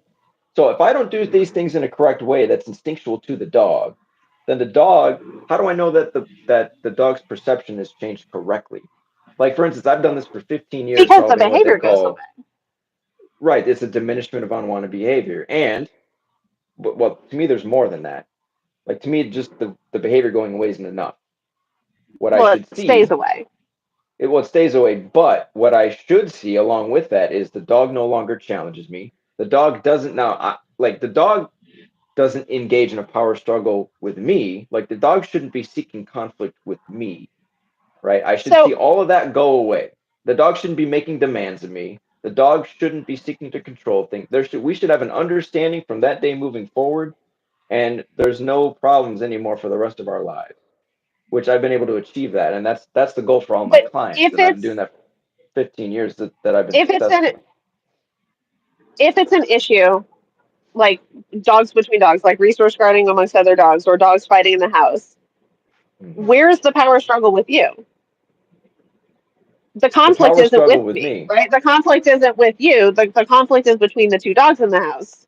right, and that's the issue. The issue is that I haven't done enough to establish that I control this house, everything in it. That understanding should be known by all dogs, and that's what eliminates the conflict. Is because they're what are they really battling over? They're fighting over But they're control of having an things. issue with each other. They're They're having fighting like a personality conflict with each other. they're fighting for control of something, right? That's what these conflicts are about. They're Yeah. about control. Like say if you put a bowl of food down and two dogs are going to fight over the food, they're fighting for control of the food. Well, what that tells me is that those two dogs think that they can battle and gain control of something that I control, which means I haven't done my job in making sure they know that But I what if they're control it. not And there's fighting over food? What if they're well, it not should be fighting over over any anything. resource? It should be What over if they're not anything. fighting over, but what if they're just fighting because they don't like each other? It depends on okay, how far is this fight going to go? Is this going to go to the point where we're killing each other? Okay, well They're, then I have two. they're going to kill each I other have two because they don't like imbalanced each dogs. other. Then No resources, no nothing. I have two imbalanced dogs then because I should be able to balance those two dogs out to where they can, if they were to engage in a conflict, one submits and they have an understanding, and then we can move forward in life without any problems. That's how it should go, right? Or if it shouldn't rise to the So level. let There me should get this no be straight. there should be Goose. What are you doing down there? Hold on, Goose. You Come have two dogs that don't get along, so you assert yourself into the middle of it, and therefore they shouldn't have a conflict with each other. Yes, because they You stick yourself into the middle of a fight and say, now nobody is fighting. yes, because again, why are they fighting? They still have conflict with each other. They're fighting for control over something. That's what the fight is about. But Like, there's no control to be had. It's well, yeah, there is. I don't It's like that dog. I want that dog to control, not exist. There's right? But no control why there. is that though? Yeah, it's control for the higher position. I want that higher position in the hierarchy. It's not even about position. It's about I don't want that dog to exist. But why is that though? Where does that come from? It's not a genetic thing. It's a social thing. It's a genetics thing. Let's That's genetics what played a people big role believe. in that. That's what people believe. They believe. Like for instance, my boy, right? He would not fight another dog unless that dog challenged him. He was completely fine with calm dogs, more submissive-minded dogs, but dogs that were overzealous, overexcited, fearful, or challenged him, he wanted to kill him. So I had an imbalanced dog, but also was extremely dominant in the way, and he was aggressive. You took it to the level of like, I'm just gonna kill you. Well, any little challenge another dog would give him, it could be eye contact. He was gonna go after him. So I had to get him So to the my point. shepherd is like that. My shepherd is like that now because of the experience he had with my pit bull. So he was dog friendly. He was very dog social. He was very good at interacting. Then all of this went on with my pit bull. It took me a while to figure this shit out. I was still a very young dog trainer at the time, very new to dog training. He is now he still has that in him, right? So he still if you were to see him interact with another dog, I suspect you would call him dominant because he will see another dog come up. He's not going to start shit, but he will absolutely finish it, right? So he can be around other dogs. He can be like he can meet other dogs, but he's very like he postures. He's not, he looks like he's trying to assert himself, but it's not from a place of it's from a place of wanting to control because he's afraid, right? He wants to control the other dog's behavior because he's afraid that they How might do you know it's attack him as fear? well. How do you know it's fear versus dominance? How do you make that distinction? Because he would rather choose to avoid conflict than to create it. Yes, I would Because not given determine that to be a given the dominant dog though. Dominant dogs move forward. Like so that's a key thing I and he look for will. with. Right, but what I'm saying If is in all contexts, dominant dogs are always asserting themselves, and so the dominant dogs don't retreat; they move forward, and that's it's just in any circumstance, context. Those are the more so, confident, assertive dogs. you can assert yourself and try to avoid conflict, right? So he could walk into a space and assert himself by standing there and avoiding the dog, right? Like, I want this bone Sure. on the ground. I'm standing here. I am trying to get it, but I'm not looking at you. I'm being avoidant of it. I don't want the conflict, but I want that thing that you have. Well, I would say that's not a dominant dog. That's not a dominant. But it's The dominant dog is fighting going to for go in control there of and a resource. well, no, the dominant dog is going to get in there and take it. And if another dog's challenged, it's going to assert itself to a level. Again, there's But there's he is levels trying to to it take it. where yeah, but if you have another again, if you have a dog who's fearful and avoids things, that's not dominance. That's not the desire to control, right? Because the desire to control means I'm going to come take it. I'm going to assert myself, or I'm going to assert myself to keep Right. you away from my shit, right? So the dominant dogs aren't going to be retreating from anything. They're going to move forward and engage in conflict, right? And they're not going But to you avoid can conflict. move forward and engage in conflict while being avoidant, right? So you're because you're just walking up, standing over the dog, standing over the resource, but not looking at them. Well, sure, yeah, you're still moving forward though. You may not be looking, but Yeah. you're still moving forward towards that thing, right? They may not challenge each other to a level of looking because we know what happens when when it reaches a level of eye contact. That's all we needed to set it off to another level. That's going to escalate, Mhm. but the more dominant dog will still move towards that thing in an attempt to take it, right? They're not going to retreat like that. You know what I mean? Yeah. Like if I have a dog who avoids Yeah. conflict, they're not then that's not a dominant dog. They're gonna run away. They're gonna give space. That's how dogs show respect, right? They give space to each other. So the less dominant dog is gonna react to the more dominant dog, give up ground and give up space while that dominant dog comes in and asserts So himself, makes my his presence known. my shepherd will come in. He will make his presence known. He will assert himself, but he does not want the conflict How do you know that? because push comes push comes to shove. He will leave the situation if he has a way to leave it when something. So it's hard to. It's I'm trying to think of an example that I can give because he because most of the time it for him it doesn't if he senses even like the tiniest hint that this dog is gonna um, have conflict with him, it's over. It's game over. Um, and he will, but he's not like running away from dogs, right? Like he's not actively avoiding dogs. He will go up to them. He will kind of assert himself to them, um, but he's not. He's wanting them to go away. He's wanting them to leave his space because they're making him uncomfortable because of that history that he has from being attacked. So Right. this was so when in part of the process, if he was restrained and like as we were going through the training process with the two of them, if he was restrained and the other dog he saw the other dog while being restrained, he had a much more aggressive response than if he was free. Because when he is free, he knows he has the ability to go over and do something about it or to choose to leave if he so chooses.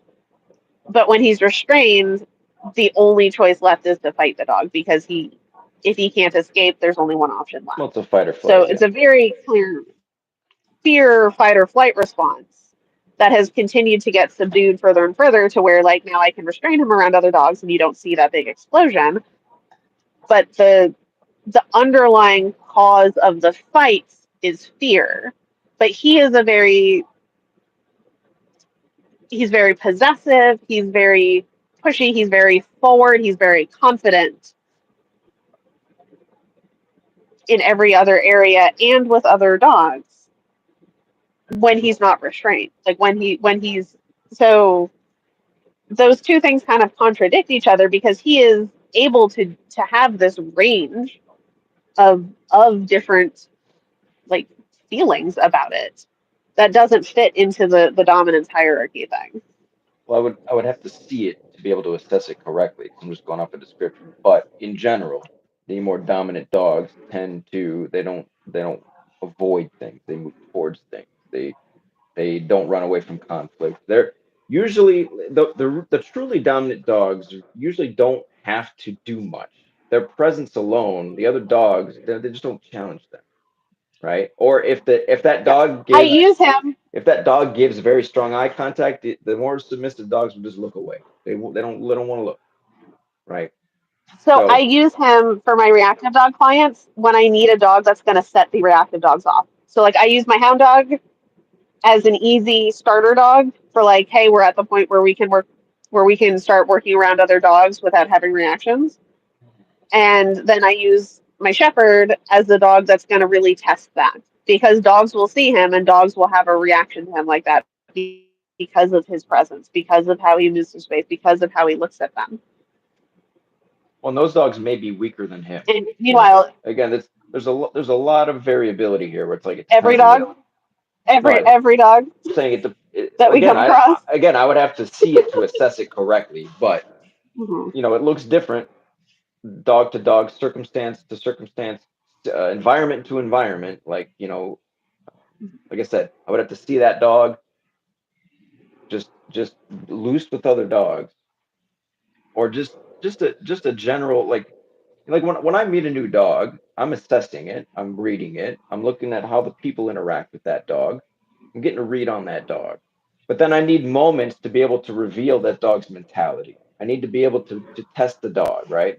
So I have a lot of different tests where, like, I will put a bowl of food down. I just want to see how the dog reacts. What will the dog allow me to, or actually, if I set that bowl of food down, what's that dog's first response? And then if I take it near other dogs, what does it do? What's its response to other dogs? Then I have to take into consideration, well, what is this other dog like? What is the mentality of this other dog? Are there subtle levels of challenge happening here? You have to read the social situation. You have to read the totality of everything, right? Because it's not as simple as like some people will say the tails, they'll read the tails wagging and they think that means something. It's like, well, no, you have to read the totality of everything that's happening in Right. order to get a read on the Yeah. dog. There's a lot more complexity to it than just seeing one or two things happen and saying, well, this is rooted in this or rooted in that. I'd have to, I do like a full assessment when I Mhm. when I see a new dog, and Yeah. then I just work from there. And see, But that's where I think we're gonna just keep missing each other because I yeah, agree with all of that. I agree you need a full assessment. I agree you need to do all those things. But then I think it doesn't make sense to me to take that information I get from such an assessment and then say this dog is dominant or this dog is submissive. Because that takes all of that information and it just boils it down to this one little thing that well, no, that's loses all that's sense of no, no, meaning no. because a lot of this stuff is contextual. It's too simplistic. I don't reduce it down to that level of simplicity. What I'm saying is again, let's look at a hierarchy as like a ruler. There's different notches on that ruler. Where does that dog and the dog in question fit in on that ruler? Where that dog may be lower, but in comparison to another dog, that other dog may be lower than it. So by comparison, the first dog may look a little more dominant than that other one, but it's really not if you compare it to a truly dominant dog who's all the way up at this end. So it's a whole range. Like we agreed, it's a range of temperaments and personalities. So there's going to be different. There's going to be a variety, but they all fit in somewhere. Like if all dogs were the same personalities, there would be no pecking order, but there is. And so this is how they establish that is the weaker personalities fall to the bottom and the stronger ones go to the top. And so the dog So has to fit in somewhere. we are in agreement on the spectrum of personalities and temperament types Yes, and everything. We yes, just definitely. are going to fundamentally disagree on whether it's dominance or multiple other factors. Sure. So, Now I can dominance have theory versus breed traits, genetic traits, lived experiences. and the dog's life as a whole. Well, could we That's agree what that I it's not look at a could we agree that it's versus, not a theory? Like if I could show you David Mack's work and what he actually said and how people took well, him out of context, so if I it showed you is that, would still you a agree that theory. It how is is it a still a theory theory then because if it's provable? that's how science works. Gravity is still a theory. Well, That's just and how science is. right, theory Gravity is still though, a theory. It's yeah, pretty determined that gravity is a thing that exists, but it is still yes, just a theory. but you know what a theory means in science, right? A theory in Yes. science is the highest graduation of a hypothesis, right? So a theory is actually like the most something can be, which is why gravity is a theory.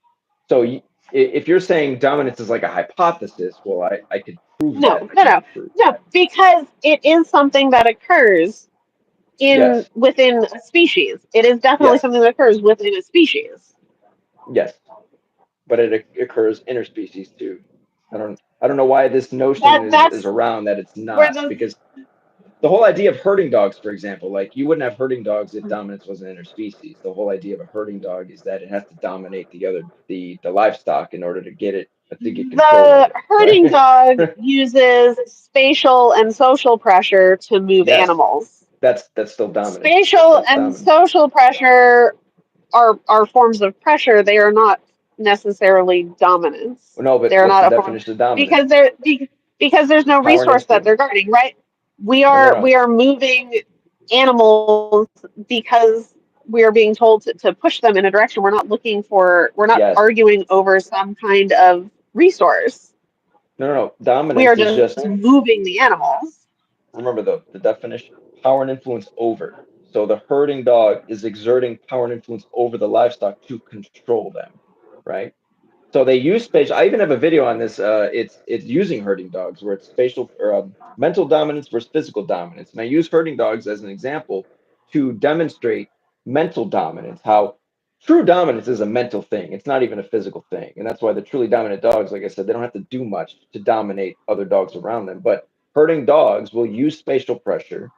They'll exert the strength of their personality to control they're exerting dominance over the livestock. They wouldn't be able to control the livestock if they couldn't dominate the livestock.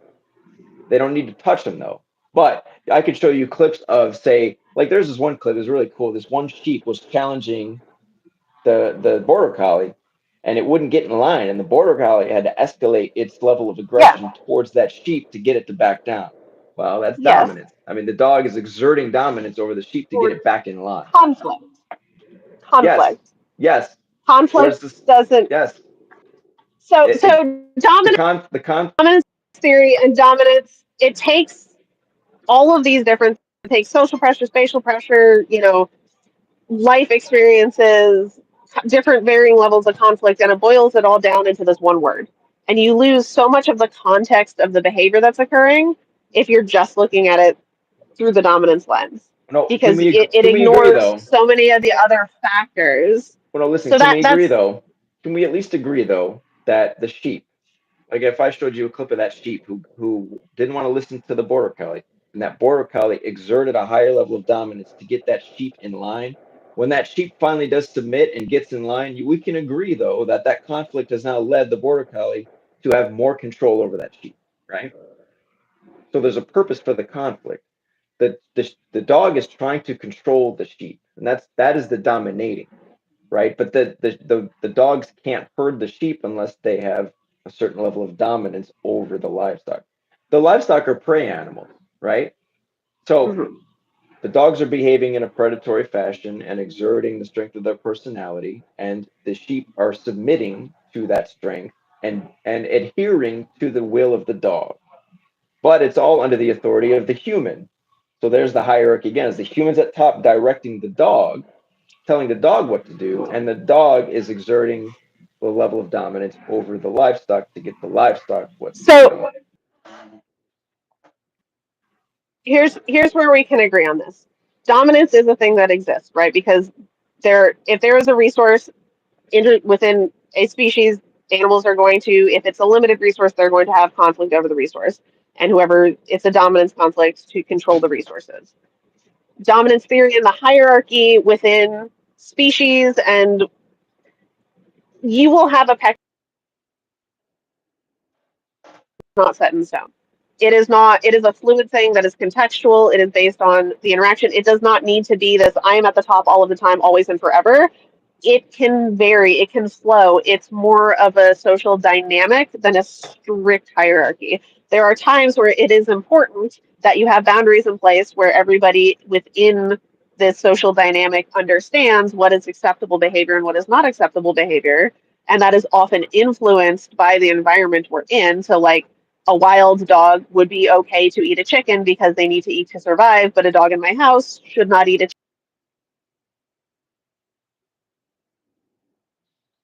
chicken unless I have killed the chicken for you to eat, right? Like, you can't just go pick your own fresh chicken out of my farm.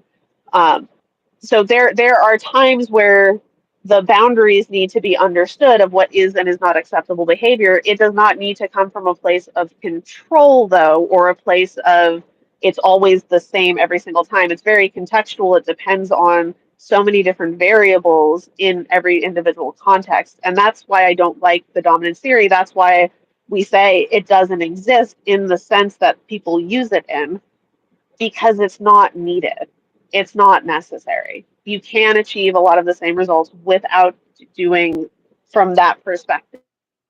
But I would, And often putting yourself in that perspective puts you at a disadvantage because instead of reading the behavior as you see it, you're looking through this lens of who's trying to be in charge. And that takes away so much of the extra context that's there. You might miss something. And if well, you're good at it, you won't, because you can be good at something and achieve results with it. That doesn't, there are compulsion trainers that just slap a prong collar and e-collar on a dog and they make it to the highest levels of bite scores, well, right? Like, I would I don't do probably, that. both of us would agree I that don't do that's a that. shitty way to Yeah, I train, don't do that. and Yeah, that's not acceptable. That's not a good thing to yeah, do, and there's so many things wrong with it. yeah. But you cannot argue that they can achieve results with it, right? So we can disagree fundamentally on this concept. That doesn't mean you won't see results with it. But I don't look at it that way anymore because I've seen all of the other context that is out there, and looking through a dominance lens limits my ability to look at everything so much. There's no point. That's where I, I've I would, landed. I would agree that if you look in the landscape of the dog training world, the average person that talks about dominance, it is a pretty shitty representation. I wouldn't disagree with you there. And it is very simplistic and singularly focused and overly general. I don't disagree with you there. So this is where I And differ a a little bit lot in of my education. But a I lot guess of the things that sorry, a oh no, lot I of the was going to things that you say have oh no, yeah, described, go ahead, go ahead. Yeah, sorry, a lot of you the go things ahead. a lot of the things that you have described as dominance, I would describe as spatial pressure or social pressure. So without that extra baggage that comes with dominance, like, and without that extra anthropomorphism of we're fighting for this hierarchy, you can have spatial pressure, you can have social pressure, you can assert yourself and set a boundary just with that. I don't agree that that forms this strict hierarchy though. Well, So here's and that's often a semantics thing. what I would say though, because there's more. It's more than just spatial pressure, and there's it's the level of influence and power you have, right, in the way you communicate. So what this achieves for me, like approaching things from this perspective, and because I learned from the dogs, right? The dogs teach me how to interact.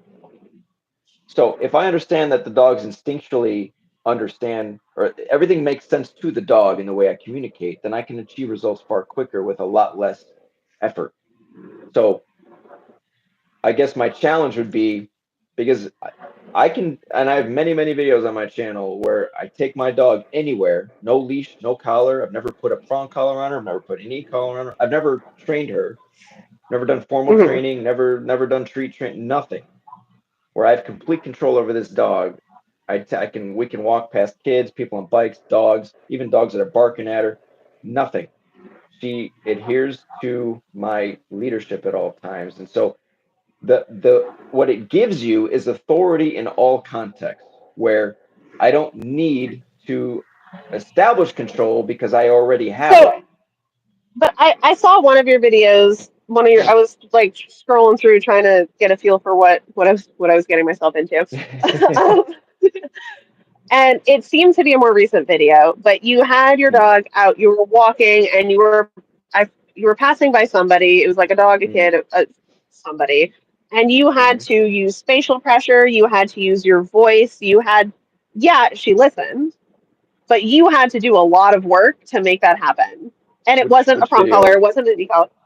Which video is It it? was on your YouTube. You were walking on a sidewalk, and Mm, somebody I forget. Again, two 9-week-old puppies. My brain is fucking fried. I don't remember short-term memory stuff, but it was you were on a sidewalk. You had your dog. You were walking past somebody, and the point of the video was to show that your dog listens to you, right? That you have this leadership and authority over them, so they respond to you. They don't do things. mm, Um, and it was either a dog or a person you were walking by, but in order to get your dog you had to repeat yourself a couple of times, you had to use your spatial pressure and your body blocking mm. to make sure that she kept going in the direction you wanted. I think you even snapped your fingers once or twice. To me, that didn't look the behaviors I saw in your dog were not what you were describing out loud, because the behaviors you were describing in your dog was that your dog was listening, your dog wouldn't think about it, but in order for and your dog did not go do the Yeah, thing, she doesn't. right? She doesn't. Accurately, your dog did not go do the thing, but it took a lot of work on your part to make that happen. Is snapping You my had to do a lot of things. finger twice a lot of Yeah. work? Is that more work than most? I would So want to know for I would me, want to know which one, because on average, like you, most of the time, yeah, if I walk past dogs, I don't have to do much. If she looks at the dog, I'll yeah, just say hey, and we keep going, and that's it. I don't really do much. yeah. And Now, it may have been an example of something where she was still struggling a little bit, or I don't know.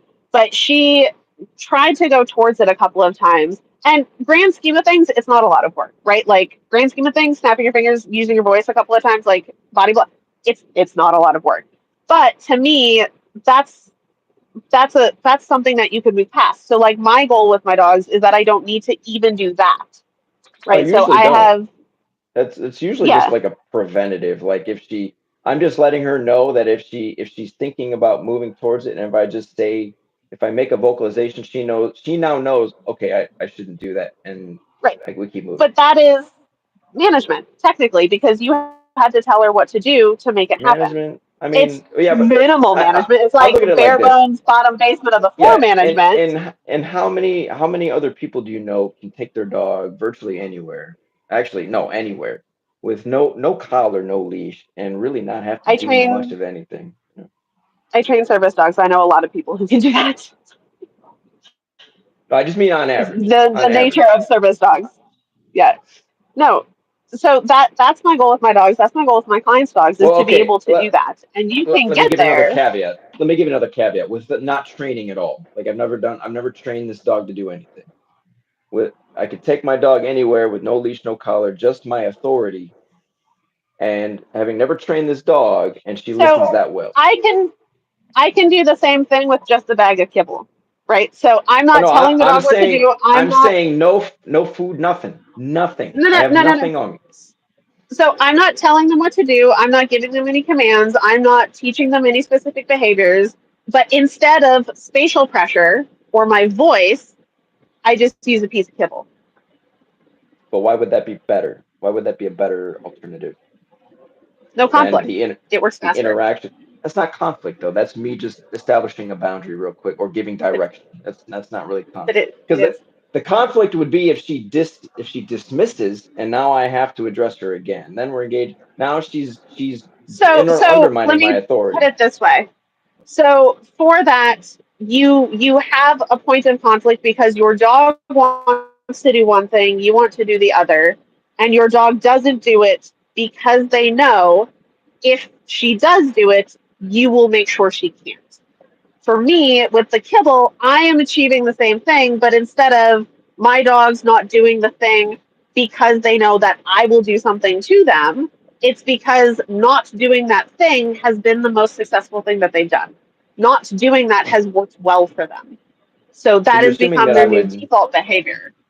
I say I wouldn't do something to her though. I'm just Yeah, I'm it's giving spatial pressure, communication. applying spatial pressure. Yeah. So Remember, what's wrong I'm with on the that? crazy end of force. Remember, I am on the crazy end of the force spectrum. I don't say no to my dogs. Spatial pressure, Right. like I will use it, right? Because sometimes you can use punishment with food. You can use add a piece of food Sure. to decrease the behavior, which technically is positive punishment. I've added something to, I have decreased the behavior. So I don't avoid punishment in the sense of you can't avoid it. It is impossible to avoid all aspects of punishment in your adult life.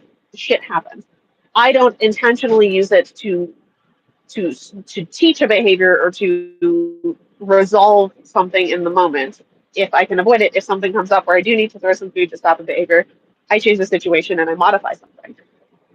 Because even punishment at that level, that doesn't even feel like punishment.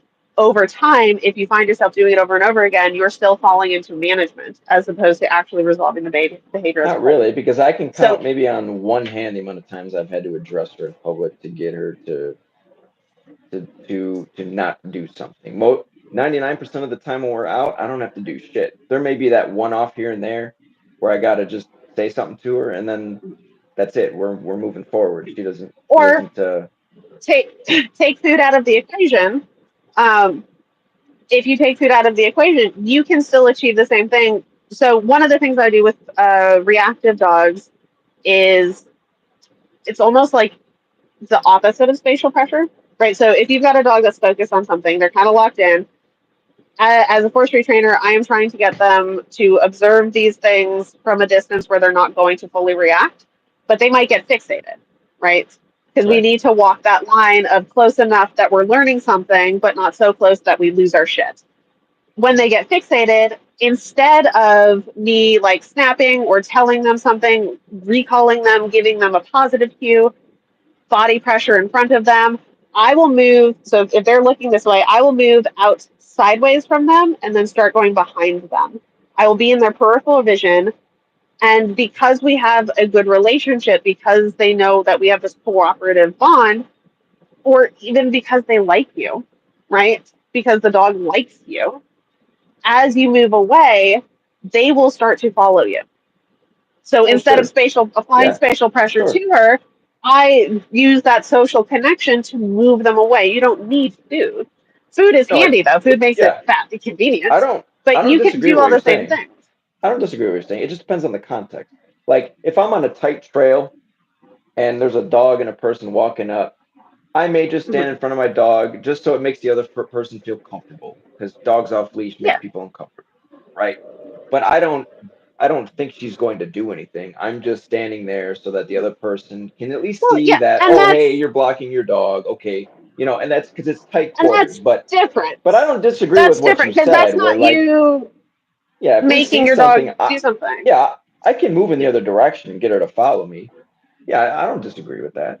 And So, but you're right. The connection you have should mm, be enough yeah. to get the dog to follow you. And that's what I like Yep. to show people on my channel is like my dog follows me and I don't have to do anything. I didn't use treats on her. I didn't use any collars on her.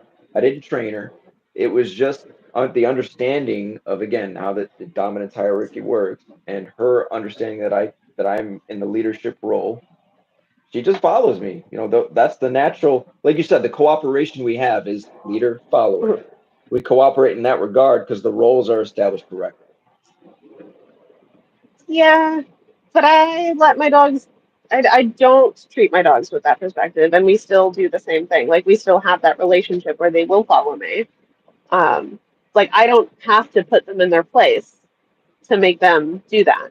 I just set up the Well, environment so that I we can guess be my question successful. my question would be if it's not natural for the dogs to do that or have that done to them, then how come that's the first thing she does when a new dog comes in here is put them in their place? Or my other To dog, me, I would well, say you that's would a you would say behavior it's a problem that bully. needs I fixed. I don't see Yes, it as a behavior problem at all. I don't see it as I no I now if she I attacked the can dog and see tried to that as kill him, like then yeah, I would see that would yeah be a behavior problem. But she doesn't do that. no. So that is exactly what my dog Bug would do. That is exactly what my hound dog would do if I just let a new dog into the house and let them just run at each other and meet. He would meet them with that kind of energy. He would go up to them. He would immediately just like get up in their Right. face. He would posture. So it's So natural I to him to do don't, that. right, because he's an asshole Well, and because he's a bully.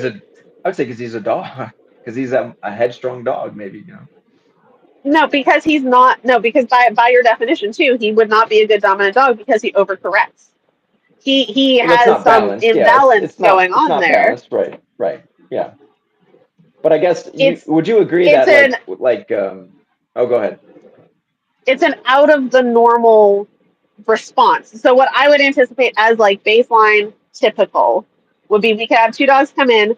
They come at each other kind of curvy ways because the nice polite dog greeting you coming sideways. They'd sniff each Mhm. other's butts. They sniff each other's nose. Then they'd go on about their merry day. That is typical normal dog behavior. That is a polite greeting. That is what Sure. you should see. That is what you You should know, expect. and I would say on average that is what she does. But with certain dogs, she addresses them differently.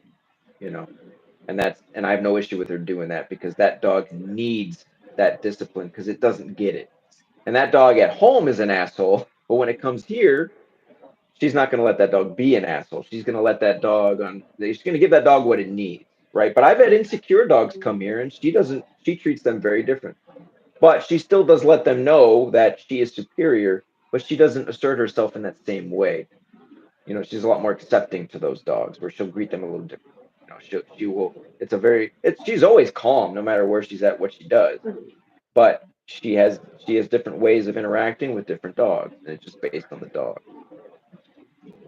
Yeah, and I don't necessarily think that would any of that would be labeled as dominance. Like Well, if it is she's in the breeding context like that this, she because here's the moments that reveal it though. Like okay, if I have a dog that comes in here and it's giving off that energy of like, oh, I'm hot shit, I'm gonna come in here, and she disciplines that dog right away to let them know that that's not the case. And then if I give them if each a bone or something, and then that other dog gets near her, well, she's gonna let another dog know bad idea. So there are moments that reveal who's the more dominant one, right? She's exerting but to more me, power over that dog. what I would expect in a home with balanced, like normal, with no behavior problems, and like this is it's kind of absurd because like that doesn't exist. But like what would be within the realm of typical behavior? You could have resources out in the house. Like you could have some bones laying out. You could have some toys laying out. I should be able to throw a handful of food down on the ground and not have any issues. Um, I would for dogs to pick their own things. I think my headphones died. Oh, Um, can you hear me still? yeah, I can hear you. Okay. Yeah, I can hear you. I'm gonna have to leave soon because I can't hear That's you very well anymore. sure, sure. Yeah, But I'll let you say um, this, and I have one last thing to say, but and then yeah, I'll let you get the final word. okay.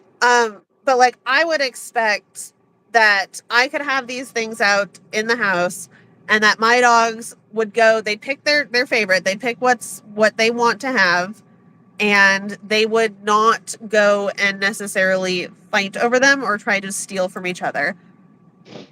Some dogs are more possessive than others. So if I see a dog that's going to constantly take things from other dogs, I wouldn't call it dominance. I would call it possessiveness, which is a desirable trait that I encourage in some of my dogs. So I do participate in bite work. So I do teach a dog to be more possessive. So that dog, because of what we've done training wise, went from like now he would go steal from everybody because I've taught him that you should want to have all of these things. It benefits you because I've encouraged that behavior. But that's not an inherent that's not like a dominance thing. It's a this has been rewarded thing, right? And that's what a lot of these dominance behaviors are is dogs that go and do this. They have these interactions with other dogs unmessied up by like people, but they have these interactions with dogs that have the personality to defer to them for whatever reason they're deferring. So that dog is reinforced by that. So that behavior becomes more strong in them. So they keep doing that behavior because it works well for them until it doesn't. So it's yes, dogs are going to try to get stuff because dogs are opportunistic predators. If they see something they want, they're going to try to get it. Their history and their genetics, because their genetics will influence this, but also their lived history will influence this for how persistent they're going to be when they want to go get something. So a dog that has either like the genetics where we've bred for them to be more conflict seeking, or they've had a lot of success with it, like a dog that's always stealing from the time they're a puppy, as they grow up, they get more and more invested in that because it's always worked for them. So it's been reinforcing. So they behave more like that. They behave in the more dominant manner, but it's a matter of genetics and life experience as opposed to like this innate desire to control shit. And dogs that have had like, if I let my dogs just run wild in my house, if I let these puppies interact with some of my dogs, they would learn real quickly to be very fucking submissive because it's dangerous for them not to be, even though Mhm. that might not be their innate temperament, right? But that would be their lived experience, which is why I don't let them do that because I don't need them learning that. Sure. But if you leave the dogs out, like street dogs, right? Dogs that are loose, that are strays, that grow up, the street dogs that have generations lived without human contact aside from like stealing our scraps from the garbage, they have different levels, like inherently in them they'll have different levels of what they're willing, like where their conflict meter sits, and then their life experiences will either push them more in the direction of conflict seeking or more in the direction of a conflict avoidance.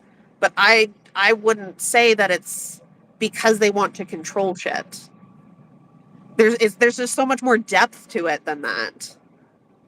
No, I don't disagree with that. It is more complicated than that. I guess just as a way to convey the idea in a way that's easy to understand. Because like me, I have that personality, and I very much like to control shit. I mean, that is a byproduct of me having that personality. Is I like to be in charge. I make the decisions. I make the rules. I establish the boundaries, and I run shit. I guess here's what I would say in response to that, and then I'll give you the final words here, and you could tell everybody where to find you if they want to go watch your videos. Um, if I look at those sorts of things as behavioral issues, then I would have to say that all wolf packs in the wild who fight with each other and disagree with each other are have behavioral issues, and every lion that walks into a lion pride to fight with the head lion to establish dominance to gain control of that pride, they have behavioral issues. And every instance we see where conflict takes place in nature to establish control of territory, food, whatever, then we would have to conclude that those are all imbalanced animals with behavioral issues. And so, but to me, it makes more sense to say that it's natural for these animals to express themselves in this way because aggression is the highest form of communication, and it's the only way nature knows how to form order with itself because they can't talk to each other in the way that we can to get to communicate at the level that say human can, right? That's the way animals just handle that's the animal kingdom and how it establishes order. Right. That's all I would Which that's all is I would say. so yes, within a species, yes, dominance exists within a species. They do have that hierarchy. There is still a range of typical and atypical, right? So the animal that's always picking up fight, they're gonna die. They're not gonna survive. They're not gonna pass on their genetics. So I most of don't the I don't animals think I would fall disagree with closer that. within Yeah, that. I wouldn't I mean, disagree with that. Yeah, sometimes. I wouldn't disagree with Uh, that. so there's going to be a range of what's typical, and then there's going to be outliers. Even within the wild, there's going to be outliers very, very low on the conflict seeking, and they're probably fine. Yeah. And that's what keeps the genetics, like that's what keeps the level of conflict low, is keeping those genetics in that group of animals. And then those outliers that are much more conflict driven, they're either going to go like break off and form their own thing if they're like some kind of pack animal, or they're going to get killed, or they're going to get into too many fights with things and they're going to get injured. That Yeah. Or they're going to be the one in charge because they're the only one that has that behavior. Is that normal? Yes, it happens naturally in nature, but is that within the realm of typical behavior? Maybe not. But it depends on how many other. So the ones that are fighting at the top, they are there's a lot of conflict there, and there's a lot of conflict in nature, but that's where you kind of determine um, there's a range of normal, because even when there's conflict in nature, they're not pushing it to the fight to a life or death situation in most cases, right? Yeah. Even when there's conflict in like a pack of wild dogs or a herd of lions or wild horses, there's conflict. There's trying to fight for who's at the top, because within a species there is a dominance hierarchy. But even then, there are still outliers where I would argue that they do have behavioral problems. You just see less of it because they have more freedom to dogs in human homes. Not only have we fucked with their genetics by making a bunch of different breeds and picking and choosing things that totally fuck with that, what potential hierarchy they could have within their species, we also now have put them in an environment that is completely unnatural to them.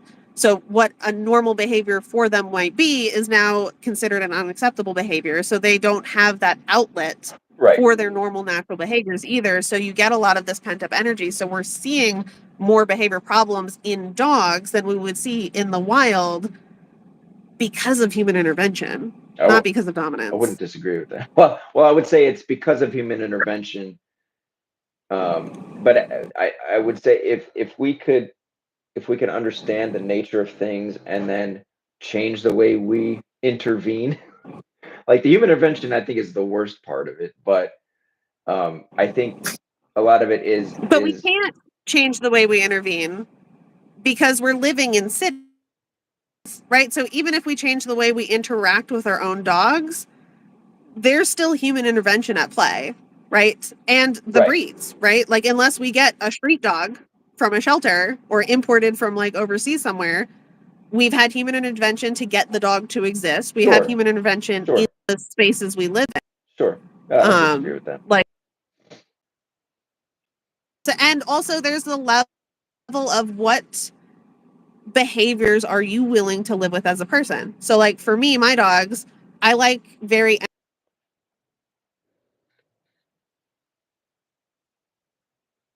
most my brother hates having to watch my dogs because I encourage Yeah. See, I that. don't. And we I do a don't lot of like pushy. sports. I like calm, peaceful. Yeah. As you can see, Well, I like docile and well, and like adhering to I my like that leadership. too. There's a time and a place for pushiness, right? So like I started out with 5 dogs I'm in an RV. My house is under construction. So I had 5 dogs in this building with me. I only had to throw one of them outside for being an asshole. And you know, and he is one that he came inherent with a lot of pushiness, and because I enjoy that, I have not done a lot of work to change that. So there are times where it shows up when it's inconvenient to me, but Right. 99% of our life it's not an inconvenience, so I don't feel the need to change that. In Right. I would another say it's home, your he would your need to have rules. that being Yeah, changed. right. Right. Yeah. I would say your rules. It's acceptable to you, but I wouldn't Yeah. desire. Like if I got a pushy dog, I would change that to where the dog is not. Because to me, the way I see pushiness is that the dog is believes it can make demands of me, and so the dog thinks it has more control in the relationship dynamic than it really should, and so it believes it can kind of boss me around, and I don't like that. It's like, no, you understand your place here, and we'll get along just fine. You know. Yeah, but it's fun though. Well, It's no, if it's it's fun for fun you, to hey, let if them it's be fun for pushy. you, like I'm not going to tell you how to run your hierarchy, right? It just wouldn't be what I would want. Um, but in that sense, like I am still in charge, right? Because I am the human, I'm the one with the money, I'm the one that has thumbs and can access doors and food and things. But my dogs don't feel like they're subservient to me. They don't feel like I'm, controlling their every move. We have a very cooperative thing Oh here, yeah, and there like I there are don't. boundaries. Yeah, I don't But control there's Goose's every move. It's see that's the beauty of having all the control is she gets all the free and my last 2 dogs were this way. Like they get all the freedom that anybody could ever want for their dog, and that's what I truly want is everything that I've said here today, my goal for any one of my clients is to lead them to a point to where they have such a great relationship and their dog they have all the freedom they could ever want and do whatever the fuck they want with their dog. And so and that's the goal for me is and she's got it and my last two dogs had, and I have clients who their dogs they're living those lives, and it's a great thing, you know. So Yeah, same with my dogs, but we don't need the dominance theory. well, we will Like, agree to so disagree like then. my yeah, we are there is no, like, when you're stuck deep into it, there is no way to you have to experience a reason to change your mind about it. Yeah, Right. yeah, So like, from my perspective, having had that mindset and then having changed that mindset, I if you had talked to me 5 years ago, I would have been on the same page as you. yeah. I've had other experiences that have led me to different conclusions. And until you've had experiences like that, which you may never have, and we may always agree to disagree, but once you've had experiences like that, you can't go backwards, right? Hmm. It's like you've opened a door, you can't close the door again. So Right. to me, now looking at it from that perspective, it feels confining and feels restrictive in a way that's unnecessary, because I've seen that it doesn't have to play as big of a role as, like, it's a non-issue, right? It's so low on my hierarchy of importance. It's a non-issue to me. Um, I guess but yeah, that's, everybody has their own different sure. experiences and their life experiences, the dogs they work I with, guess what I would see the is things they like read, like, if you watched many of my videos like working with dogs who have behavioral issues, you would probably it's going to look very different than somebody else who talks about dominance. And so that would be the takeaway, I guess, would be because you probably have an assumption of what it is I do or what it looks like when you hear me talk like that, because I see what other people do and I'm like, that ain't it, man. well, Um, I I did watch some of your videos, so I do have okay. a Well, decent idea, I the think. shorts I are mean, obviously, yeah, a because better idea would be to, like, I have see shorts and you then I have like training, long but form content where it's multi-part series Mhm. with different dogs and it's like 45 minutes to an hour's worth of content where you can see with one dog what that'll looks like. And then I have the shorts where it's just like little bits of useful information. So the long form content though is what like I encourage people to watch because then you can see the whole process of everything and how hands off I really am. Like I very rarely have to really put my hand like touch a dog. And that's to me is what I think Mhm. separates me from these other people is they associate dominance with like leash jerking and screaming at Yeah, it's like no, no. it's different. Yeah, that ain't you can miss me with that shit. I No, don't but the difference is the level of conflict, right? So, like, there is a level of conflict inherent in dominance theory because yes. you are seeking to Yeah. be in charge over the resources. Yeah. I don't want to be in any conflict with my dogs. So when I was with the dominance hierarchy stuff and thinking that way, there was a lot of conflict. Even if we weren't having a lot of interactions, it was always like, I need to make sure that we're keeping it that way. Mhm. Or I could just not care Well, about and listen, that. if it works for you It's free. and you can get to the other side, then more power to No. you, you know. Okay, Tara, well, why don't you tell everybody like your TikTok, like social media, if anybody wants to go find you, where they can find you at? And So on TikTok, I am Is This How You Person? So you can find me on TikTok through that.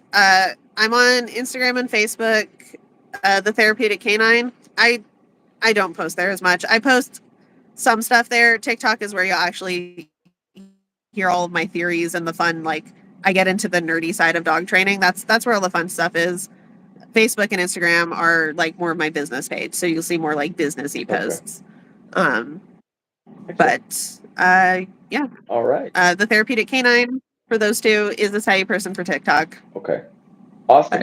Well, this was great. I think this went pretty well. I yeah, had a really good time. So, I'll be in touch with you and Ronnie, and then we'll get the if you still want to, we'll get yeah. the group discussion, and then I mean, I like I like this kind of stuff. If you go on yeah, my TikTok, not right now because I've got a bunch of puppy stuff up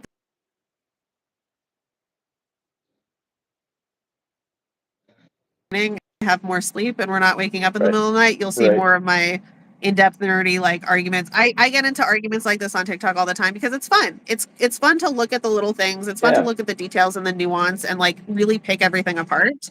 That's how I ended up where I am with my training, is because I kept picking apart everything that I was learning until I found like what's I worked said, best I for don't think me. these conversations are being had enough. It's actually really hard to find people from No, different they're not. communities to sit down and just have a debate. Yeah. Like there's no, I think people assume like it's going to be some mudslinging contest or something, and maybe some people would handle it that way. But I just want to have It two is, opposing, yeah, which is unfortunate.